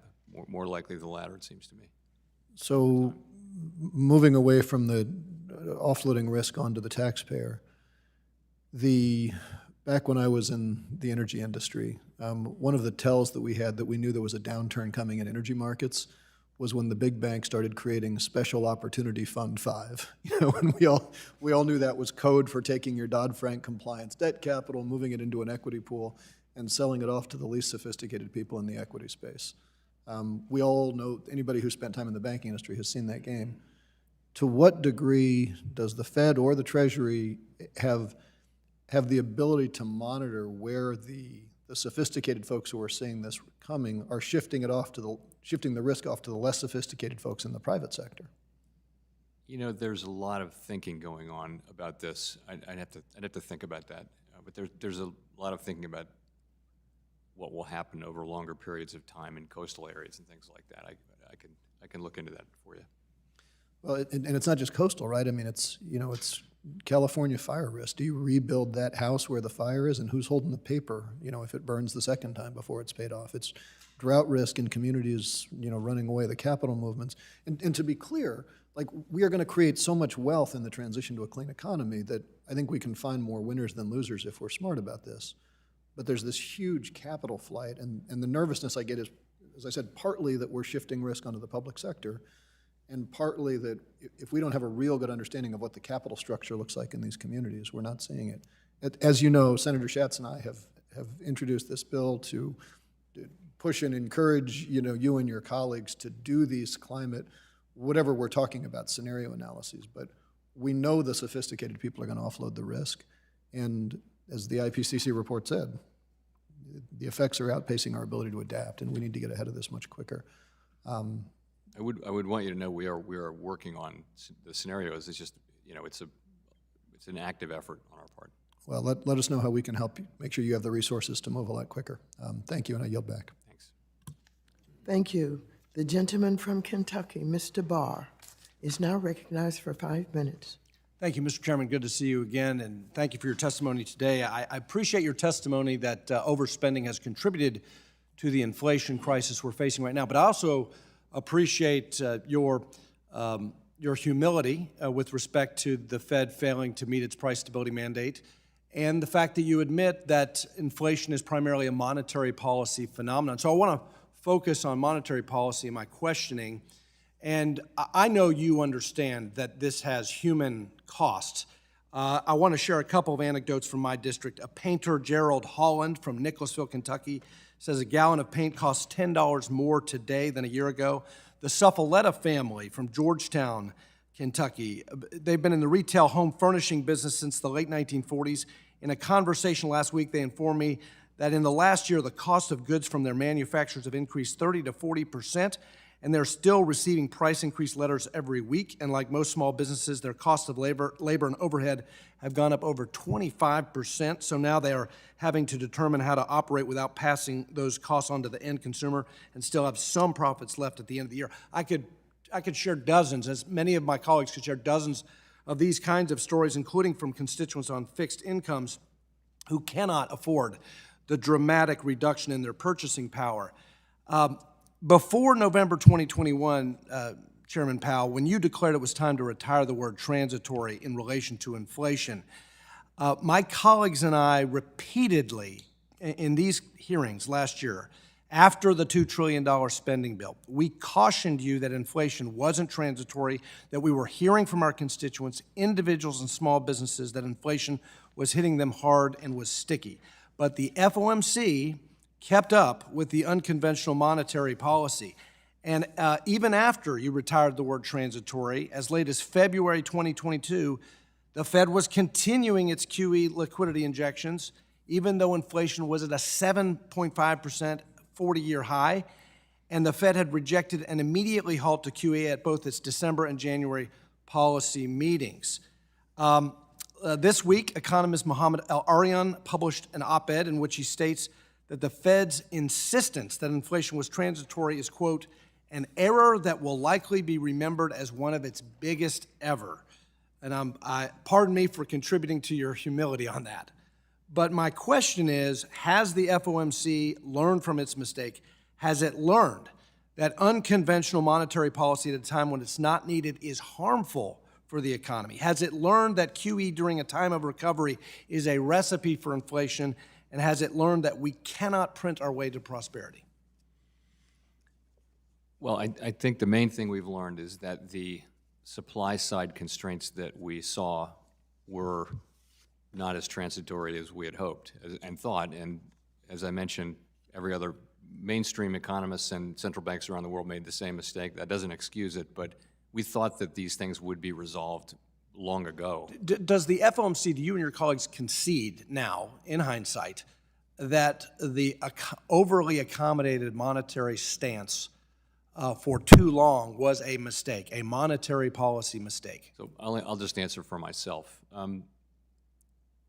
That's for other people to assess. I would say that we had an expectation, and as I said earlier, I thought that always thought there was a chance we'd be wrong, and that if we were wrong, we'd be able to pivot.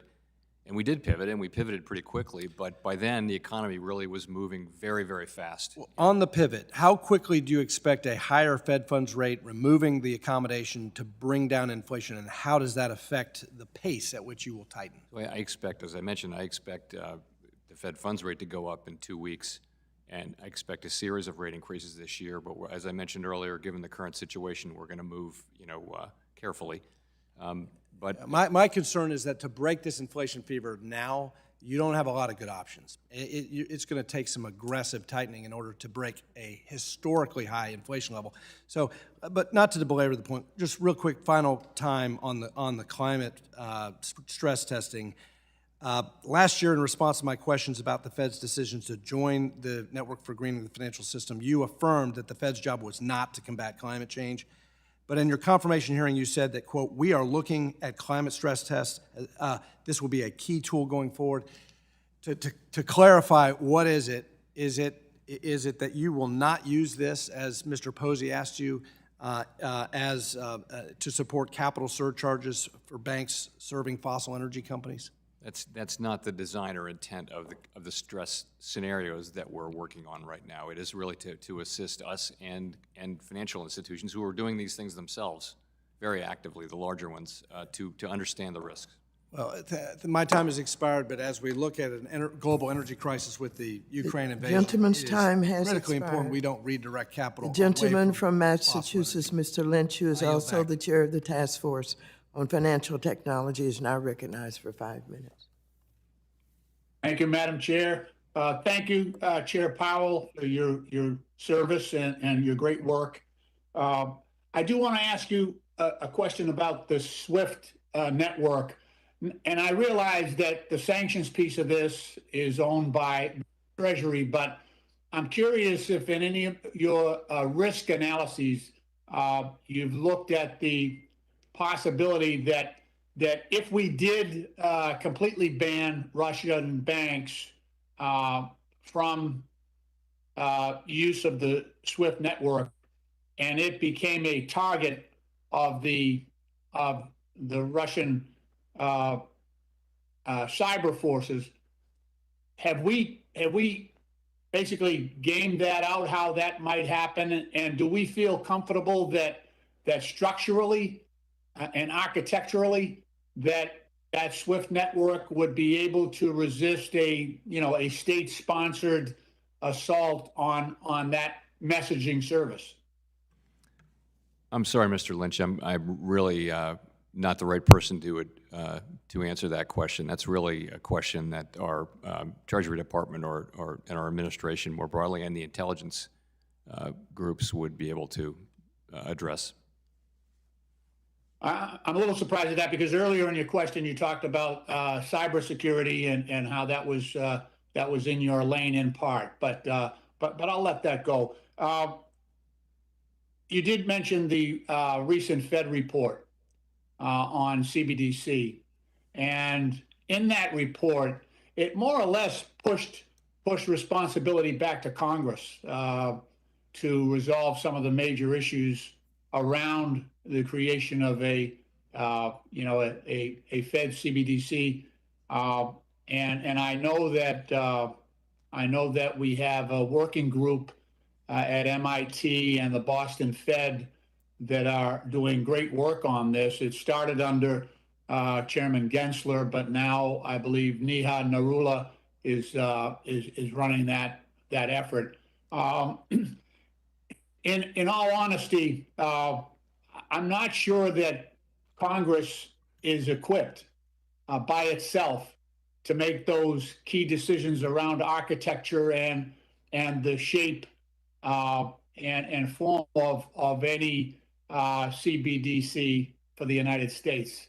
And, I think we are relying on yourselves at the Fed and Treasury to help us. And so I was hoping for a little bit more instruction with the Fed paper. And is there any way we could collaborate rather than pushing the responsibility on Congress with all the other issues we've got to deal with, and also with the disparity in background in dealing with CBDC and those crypto issues? So let me address that. So what the great people in Boston are doing is really technical experimentation around how you would build a CBDC if you were going to do one, looking at different structures and options and technologies. And so that's separate from the policy questions of whether we should do this. So what we're thinking of how we're thinking of this is there's technical experimentation, there's all the technology questions that have to be solved, but there are also the policy questions of should we do this and why and how and what should be the structure and that kind of thing. So we'll be working on this project in coming years, and we hope building trust in Congress and in the public that we're doing it as a fair, honest, independent group who really is just looking out for the best interests of the country and of our citizens. And we'll be making recommendations on the appropriate structure if we do come to make a recommendation. The point is, though, that our existing statute doesn't really contemplate a central bank digital currency. So we would ideally, we would get legislation that would be authorizing legislation, and we would take part in it. It's not that we'd be asking Congress to start this from scratch and figure out all the answers. We would be working with you to build trust in our process and ultimately come to you with a proposal, and then Congress would work its do its work and authorize. Thank you. But Mr. Chairman, the concern is that the architecture and the security of the system will guide policy. So I believe we need to work together. But thank you. And Madam Chair, I yield back. No, I would agree. Thank you. The gentleman from Texas, Mr. Williams, is now recognized for 5 minutes. Thank you, Madam Chair, and thank you, Chairman Powell, for being here. It's always good to have you come before the committee. There hasn't been a Federal Reserve chairman since Paul Volcker in the 80s that has dealt with inflation at these levels that we talk about today. And historically, the Fed has been unable to reduce prices without sending our economy into a recession. And to further complicate the situation, the central bank has previously never had to deal with winding down such aggressive asset purchases to go along with increasing interest rates. You are going to have to take action on both of these pressing issues with the backdrop of what we see in Ukraine, between the Russians and the Ukraine, and the general global instability that we have. So needless to say, you have a very tough job ahead of you. So, Chairman, how do you plan on getting inflation under control without completely hampering growth or worse, causing the economy to go into a recession? So that is exactly our objective. We're going to use our tools. We're going to raise our interest rates, and we're going to shrink our balance sheet over the course of this year. As I mentioned, during this critical phase of global events, we're going to do that with care, and we'll always move with care, but particularly now. And that's how it works. We remove accommodation, and the very high levels of demand that are to some extent a result of our accommodative policy. Those rates will go up. And take housing, for example. The housing market should cool off. It's very, very hot right now, and that should happen broadly in the economy over time. We talk about getting to neutral, which is a neutral rate, which would be somewhere between 2 and 2.5%. It may well be that we need to go higher than that. We just don't know, and we don't know what events will intervene in the meantime. But we haven't faced this challenge in a long time, but we all know the history, and we all know what we need to do. I also do think, and I think it's more likely than not, that we can achieve what we call a soft landing, and they're far more common in our history than is generally understood, and that would be what you described, which is get inflation back under control without a recession. Yeah. Well, some of us in this room remember the 80s. Sorry? Yeah. Some of us in this room remember the 80s and what it was like. We know that there is a lag period between the Federal Reserve's actions and the inflammatory implications being felt in the economy.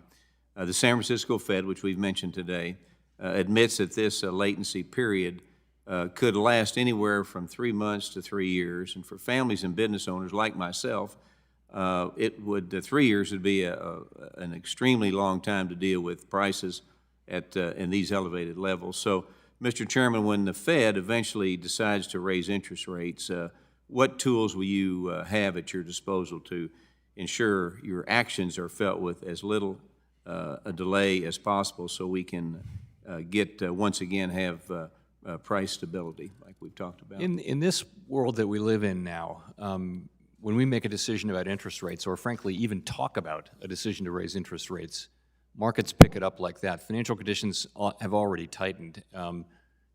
We haven't actually lifted off from zero, but as of a week ago, the market was pricing in, literally already reflected in financial conditions to some extent, 6 or 7 rate increases. Now, it's less than that now, and we haven't made decisions to do that yet, but our decisions get into financial conditions very quickly. It does take time, of course, for that to affect economic activity, and that's where you get 3 months to longer than that. I think by the end of a year, much of the effect is generally thought to be in. So, but that time period has already started because monetary policy really works through expectations, and we're now expecting rate increases, and they've already happened in effect, and we have to ratify them, of course. Yeah, we're seeing them. Finally, in the past year, you have referenced productivity gains as being key to increase the living standards for American workers over time. Unfortunately, we've seen the Biden administration implement many new time-consuming regulations that are forcing businesses, again, like mine and others, away from productive activities. The American Action Forum conducted a study that estimated that new regulations from the Biden's first year in office will culminate in over 131 million new paperwork hours.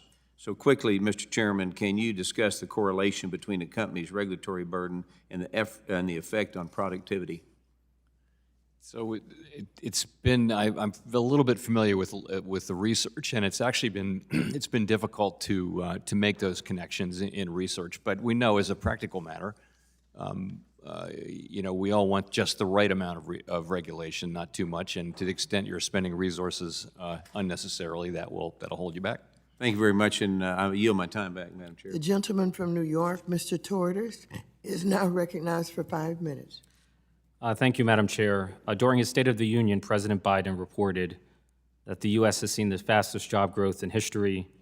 The U.S. has had the fastest economic growth in more than 4 decades, and the U.S. among advanced economies has had the fastest economic recovery from COVID.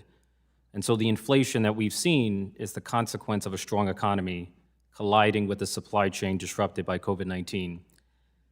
Given the Russian invasion of Ukraine and the inflationary pressures that could likely follow, is there a risk that raising interest rates could backfire, that it could cause a recession without actually reining in inflation? How significant is the risk of stagflation? Well, there's several questions in there.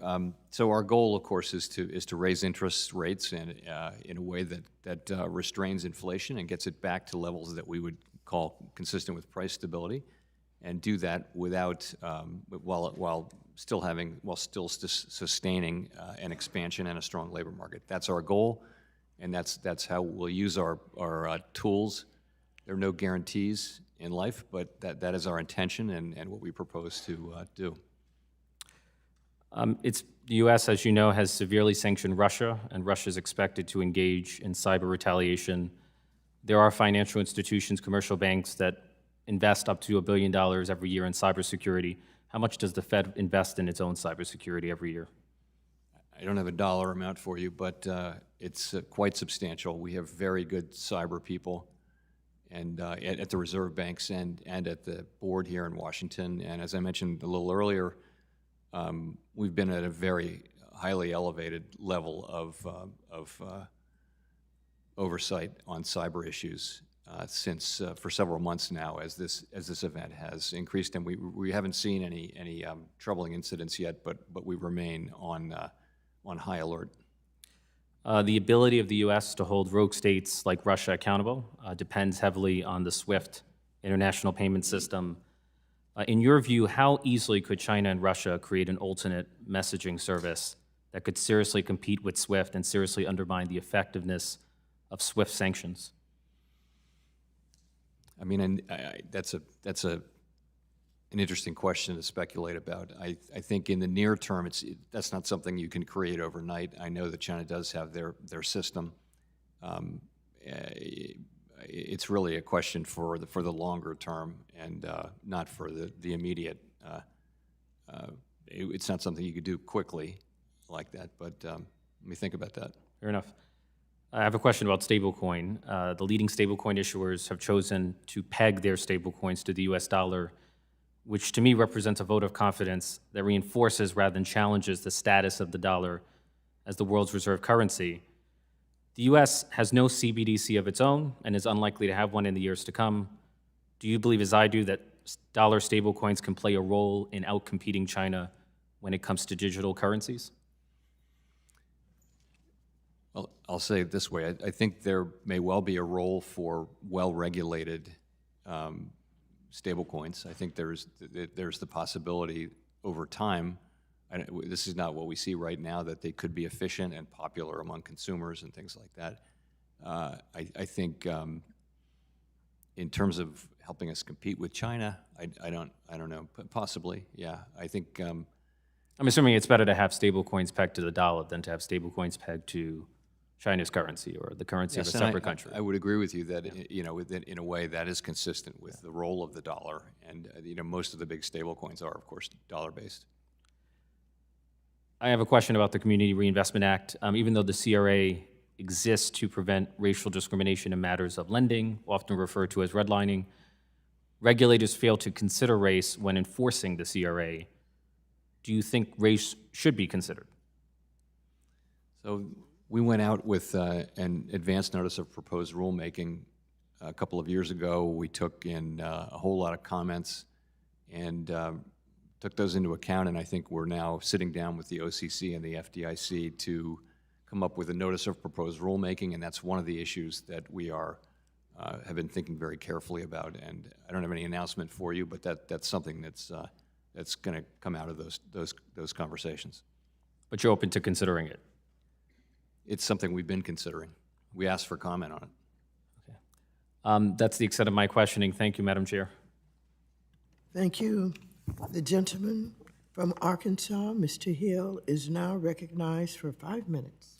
Thank you, Madam Chair. Appreciate the hearing. Mr. Chairman, thank you so much for coming back for your Humphrey Hawkins testimony, and we all wish you the best of luck as you complete the confirmation process in the Senate. I enjoyed hearing Mr. Kustoff from Tennessee talk about William McChesney Martin, and then actually he was talking about the 70s. I guess my friend from Kentucky, Mr. Barr, brought up William McChesney Martin.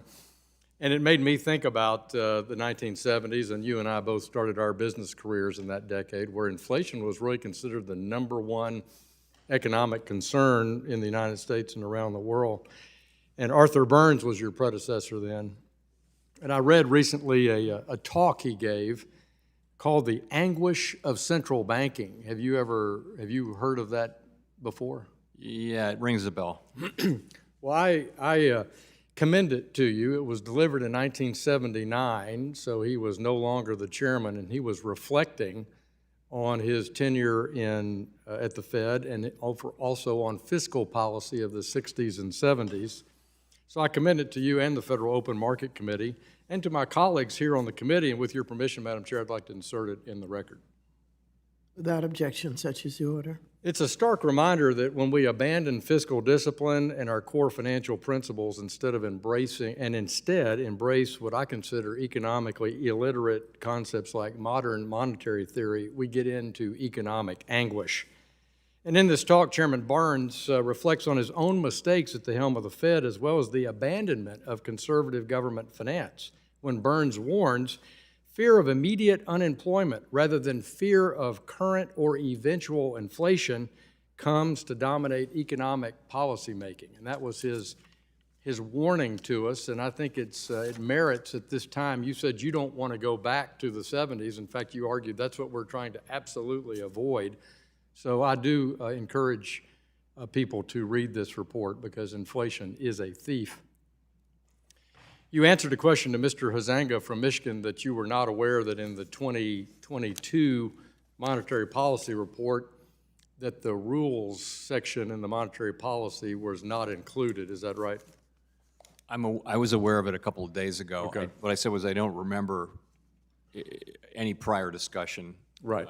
But that doesn't mean it didn't happen. It just means I didn't remember it. Right. Well, in the FOMC meetings, do they still have a presentation, part of the staff presentation, sort of a trend analysis on using those rules that have been traditionally in the policy report? Does that still go on in FOMC meetings? Yes, it does. Yeah.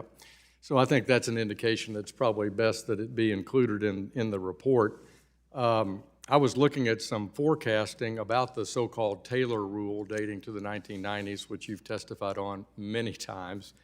Are you aware of what the Taylor rule would indicate now in its formula vis-a-vis the inflation that we have today? Generally, yeah. Do you know the range that? High. Yeah, the answer I saw was 9.55%, which doesn't mean it's right or wrong, but it's one of those indicators about how far off we are maybe in our funds rate targeting.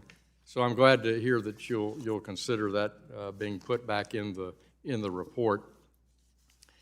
I also wanted to raise the subject of the Fed mandate. You've taken some questions on that today too. We've had legislation in the past to reconsider the 1977 approach Congress took in the middle of that inflation to have both price stability and full employment. And we've debated that in this committee before. And in my view, considering to the fiscal policy stimulus and the monetary policy that we've had in the last couple of years, we really have to focus on price stability. And in Congress, we're here to really prevent that kind of inflation. And I recognize, and I'm happy to say, it's both a fiscal responsibility and a monetary policy. And so I'm proposing that we go back to price stability. And we won't be alone. As I understand it, New Zealand, Canada, Australia, and the United Kingdom have that as their sole mandate, price stability. Is that your understanding, too, of those central banks? Yes. I think the ECB, European Central Bank, so that would be a matter for Congress, obviously. Right. I would say if I were to show you monetary policy response to 5 central banks or 6 central banks, let's say, 3 of them would be like us, a dual mandate, and 3 of them would be just inflation, you wouldn't actually see any difference in their reaction function because they do have to look at resource utilization, which is employment, in order to determine policy. So we basically, you wind up with very similar answers. Well, I thank you for your testimony, and again, wish you well in your final confirmation process. And Madam Chair, I yield back. Thank you. The gentlewoman from North Carolina, Ms. Adams, is now recognized for 5 minutes. Thank you, Madam Chair. Chair Powell, it's good to see you again, sir. I would have preferred to congratulate. Hello? Can you hear me? Yes, good to see you. Oh, okay. Oh, thank you so much for being here. Of course, I would have preferred to be congratulating you on your reappointment to the Federal Reserve, but hopefully we can get that done. I did publish an op-ed this morning with Chairwoman Waters and Congressional Black Caucus Chairwoman Beatty and some of my African-American colleagues on the Financial Services Committee calling on Senator Toomey to return to the table and give you and the President, the other 4 nominees, the vote that you deserve. So let me ask you a simple yes or no will do here. Do you believe that the Federal Reserve would be better able to serve the American people if it had a fully staffed Board of Governors?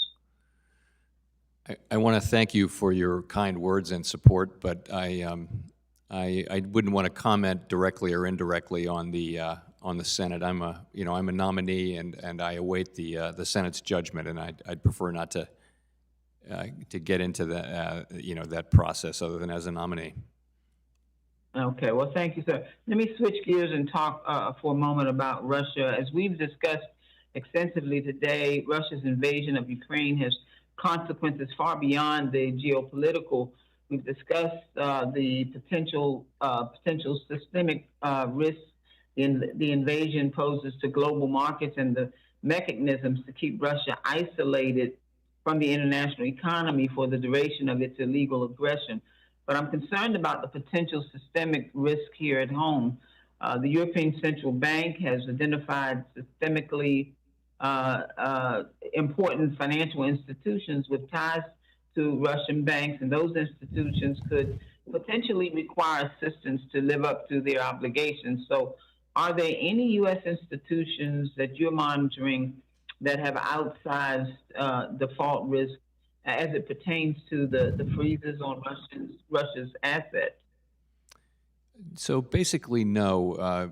Our financial system and our financial institutions have relatively little exposure to Russia. And even the largest exposures that any of them has are not very big. So it would need to be exposures. It would need to be a second order thing whereby a foreign financial institution has exposures to Russia, but also has exposures to our banks, and we don't see that as a primary risk, but it's something we're watching. Okay, so with my remaining time, let me ask you, your November report indicated that the forthcoming rise in interest rates will have ripple effects throughout the entire economy.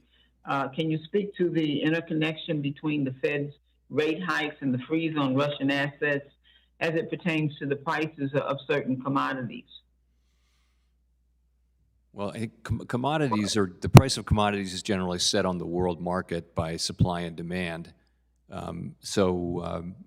We do intend to raise interest rates this year, as we've said, but as long as we're in this very sensitive phase of events in Eastern Europe, we're going to be careful in doing so. We're going to move, avoid adding uncertainty, as I mentioned a little earlier.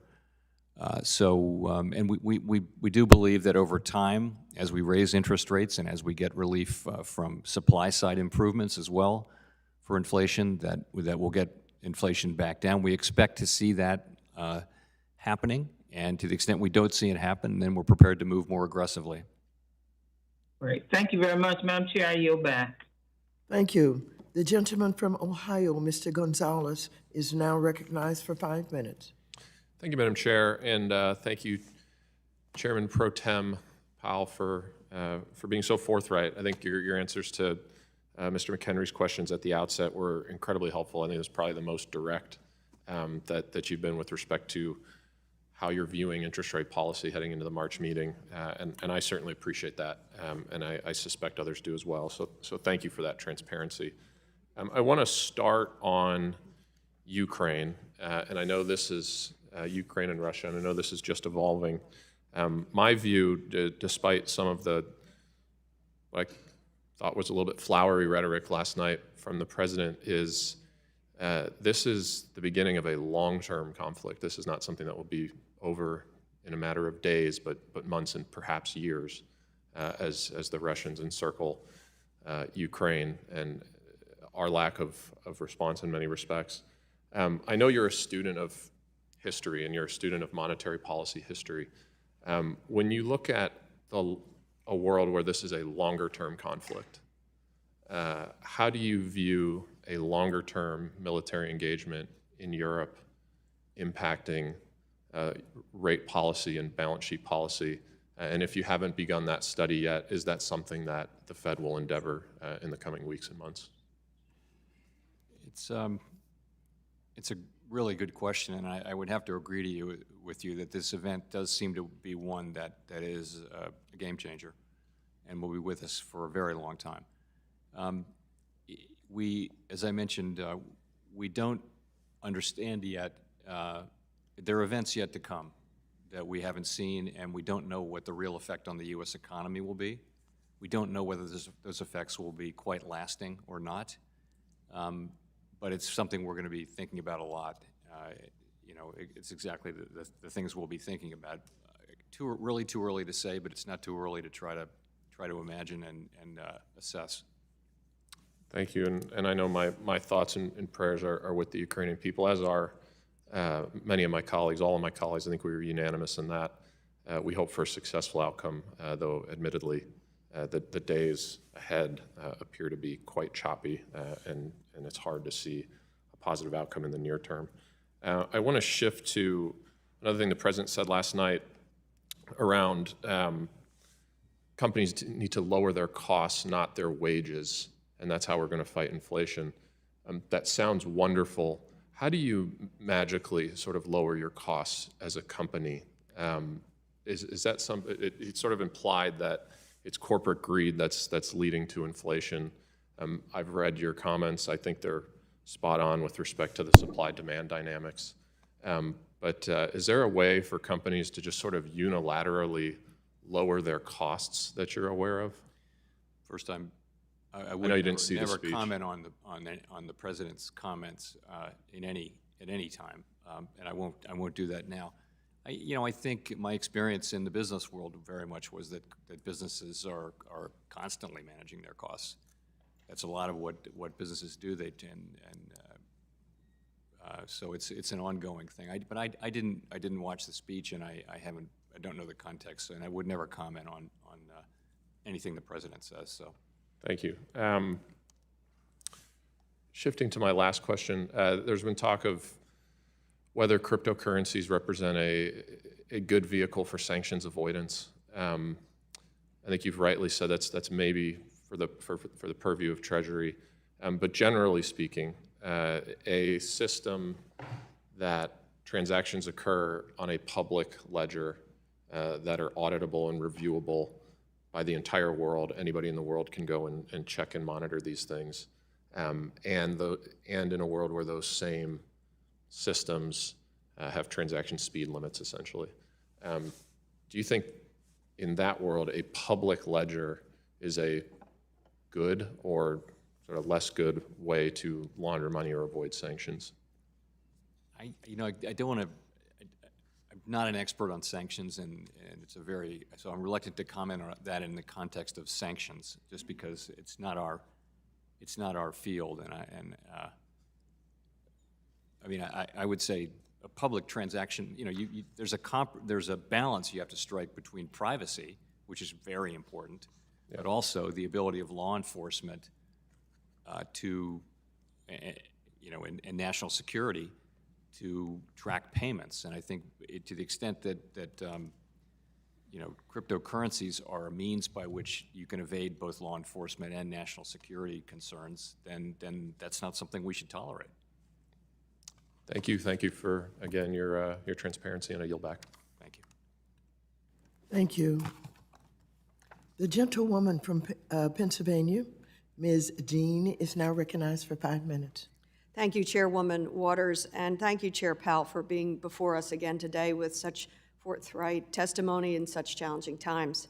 I wanted to just start on the question of inflation and something that you said to one of our colleagues in response. Inflation is too high. We're seeing it everywhere in the world. Ours is worse because our economy is stronger. Can you flesh out that duality a little bit, maybe by way of contrast with others globally who are struggling with inflation but do not have a strong underlying economy? Sorry, I think if you look at maybe the closest economies and political systems would be the countries of Western Europe and Canada. Advanced economy countries like that, they're all having the highest inflation they've had in a very long time. Places like Germany, which is famously, inflation averse, has high inflation. Now, ours is a little higher. Our economy is now well above the level of output that we were at before the pandemic. If you just look at the output an economy had before the pandemic to where it is now, we're way above that, and other countries are kind of just getting back to that level. So we've just had a stronger recovery, and that is because of monetary policy and fiscal policy, and also just vaccines and a whole range of factors.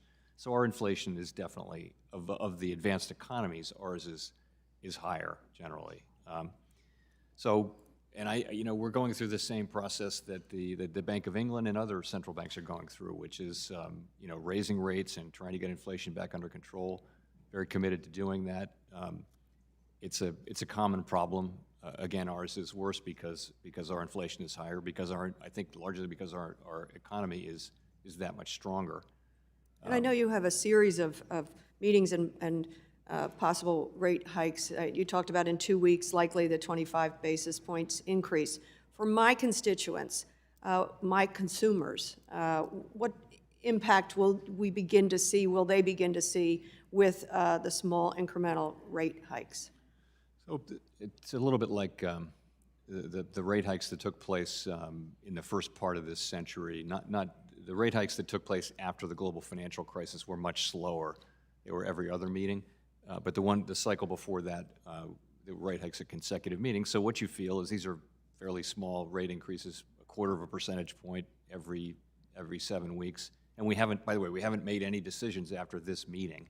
But the thought is that rates move up, our policy rate moves up, and with it, rates on mortgages, rates on car loans, rates on the loans that people take out to buy appliances and things like that. So companies, their borrowing costs go up, and you get to a point where you've raised a few times, it's even still a gradual process, even though it's fast, as much as twice as fast as the last cycle.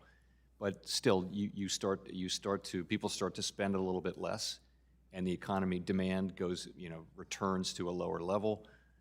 By this time, we hope that that the economy is going back to normal in terms of supply chains and the breakdown between goods and services spending and things like that. So we hope we're getting help on the inflation front from a bunch of things. In any case, we do have the responsibility to generate price stability, and we will use our tools to do that over time. I thank you for that. One particular area of concern for me is the role that increasing market consolidation has played in contributing to inflation. An example that we've seen is the huge price spikes in the meat industry, which has become incredibly consolidated. To what extent would you attribute supply chain fragility and recent price increases to market concentration? So we're not the competition authorities, and so I would defer to the competition authorities on all those questions. In terms of inflation, though, inflation really is mainly a macroeconomic phenomenon, and which doesn't link in the aggregate very well to concentration. Some of the most concentrated industries, in fact, were those that drove low inflation. I'm thinking there of warehousing and retail and things like that. Those industries consolidated and they drove lower prices. So it's not so obvious. There clearly are industries where that may be the case, where they become consolidated and they're able to raise prices. It's not clear they'd be able to generate an inflationary cycle, but they could certainly raise prices in the first instance. It's not a settled question in the economics, but The again, gentlewoman's we defer to the time competition authorities. Gentlewoman's time has expired. Thank you, Madam Chair. Thank you. The gentleman from West Virginia, Mr. Mooney, is now recognized for 5 minutes. Thank you, Madam Chair. Inflation remains a serious concern for my constituents in West Virginia. Inflation erodes the real value of every paycheck. When the cost of filling a tank of gas or buying groceries increases, all Americans lose money. Today, I'd like to focus on a slightly different aspect of inflation, which is inflation's corrosive effect on Americans' savings. The combination of low interest rates and high inflation has clobbered returns on common savings tools like savings accounts, money market funds, and certificates of deposit. January's 12-month consumer price index of 7.5% pushes the yield on these savings tools into deeply negative territory. In other words, with inflation as high as it is, Americans who have saved responsibly for years are losing their money over time.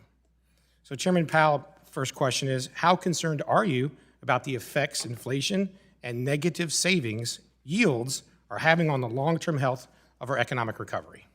So I would agree that inflation falls heavily on people who are living on, for example, bank deposits and CDs. And this is typically retired people and the elderly, and of course they do bear the brunt of this. So that's why we need to get, one of the reasons we need to get inflation back down to appropriate levels, and that's what we're working on.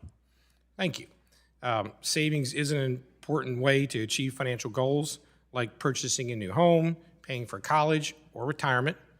Savings is a way to take control of your financial destiny. Savings is a part of how we can achieve the American dream. So I'd like to raise another potential issue about the declining value of savings and its implications going forward. I'm concerned that our current economic environment will discourage savings altogether. So Chairman Powell, are you concerned about the effects inflation and negative savings yields could have on Americans' incentives to save money going forward?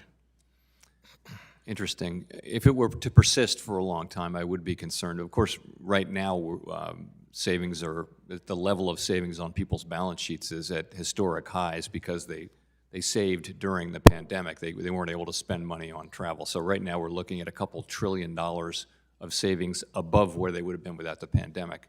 But over time, yes, savings is important, and I would agree that high inflation can be a disincentive. Okay, thank you. I think it's important we monitor the savings rate closely with this in mind. If Americans save less, that could have economy-wide implications both now and especially in the future. So we should be careful to ensure monetary policy encourages savings going forward. And that's all I had. Thank you, Madam Chairman. I yield back. Thank you very much. The gentlewoman from Texas, Ms. Garcia, who is also the Vice Chair of the Subcommittee on Diversity and Inclusion, is now recognized for 5 minutes. Thank you, Madam Chair, and thank you, Chairman Pro Tem Powell, for being with us today. And I think I'm going to be last, so I'm trying to try to be soft. In a recent press conference, you had mentioned that forecasters expect inflation to subside as supply chain disruptions issues are resolved. I understand this is being addressed, and my colleagues and I are working on addressing this supply chain crisis through multiple legislative solutions. At home in Houston, one of the nation's shipping and energy capitals, we are focused on expanding and developing the nation's ports and waterways to continue building our role in facilitating global energy and trade. You also said in your remarks today that we understand the high inflation imposes significant hardship, especially on those least able to meet the higher costs of essentials like food, housing, and transportation. So I want to focus some on housing. In Houston, housing costs have skyrocketed, with the median price rising 18% last year and the average 16%. Nationwide, housing and the rent prices account for roughly 1/3 of the CPI. And most economists do not expect this problem to be resolved as quickly as supply chain bottlenecks. In your earlier exchange with my colleague, Congressman Williams, you mentioned a soft landing, wherein the Fed will address inflation first and survey the housing prices trending downward. My question is this: is the Fed looking at alternative plans in the event that housing prices do not trend with inflation? How might that impact inflation reviving if low housing supply continues in the upward pressure?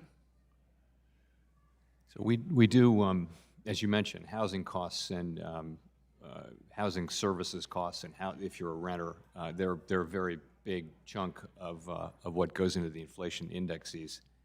And to the extent housing prices, we're not saying they'll go down. What we're saying is that the increases will be much smaller.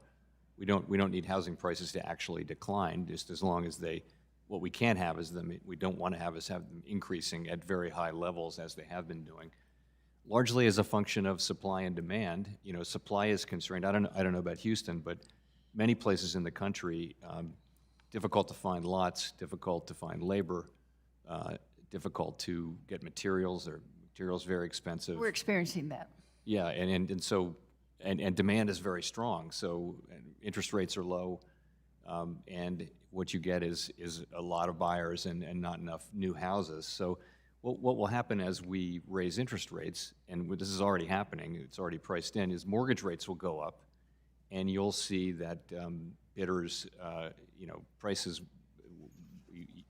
will begin to go up more slowly, demand will decline, and hopefully we'll get back to a place where demand and supply are well aligned. Will we ever get back to the pre-pandemic levels? Will we get back to the pre-pandemic levels? Of price? Yes, sir. No, I would only expect that we could limit further price increases. We're not trying to drive prices back down. What we're trying to do is limit future prices. Right. Increases. Now, how concerned are you that there seems to be a lack of investment in affordable housing, and how that could cause inflation to become a long-term problem, even if the Fed is able to get inflation under control in other segments of the economy? So now specifically about public housing. Public housing is, of course, not our policy tools don't generally meet the need for affordable housing. It's really more of a fiscal policy and a housing policy question. But I know that economic research shows that high housing costs for workers are making it difficult for people to live close to where they need to be going for work, and it is limiting the ability of people to be in the workforce and ultimately limiting our economy. So I will say that. Last question, you mentioned in your remarks that it impacts essentials like food, housing, and transportation. What does this do to the poverty rate, increased inflation? And because I know unemployment is down, does that necessarily mean poverty is coming down, or does it continue to rise with inflation? So those things would have offsetting effects.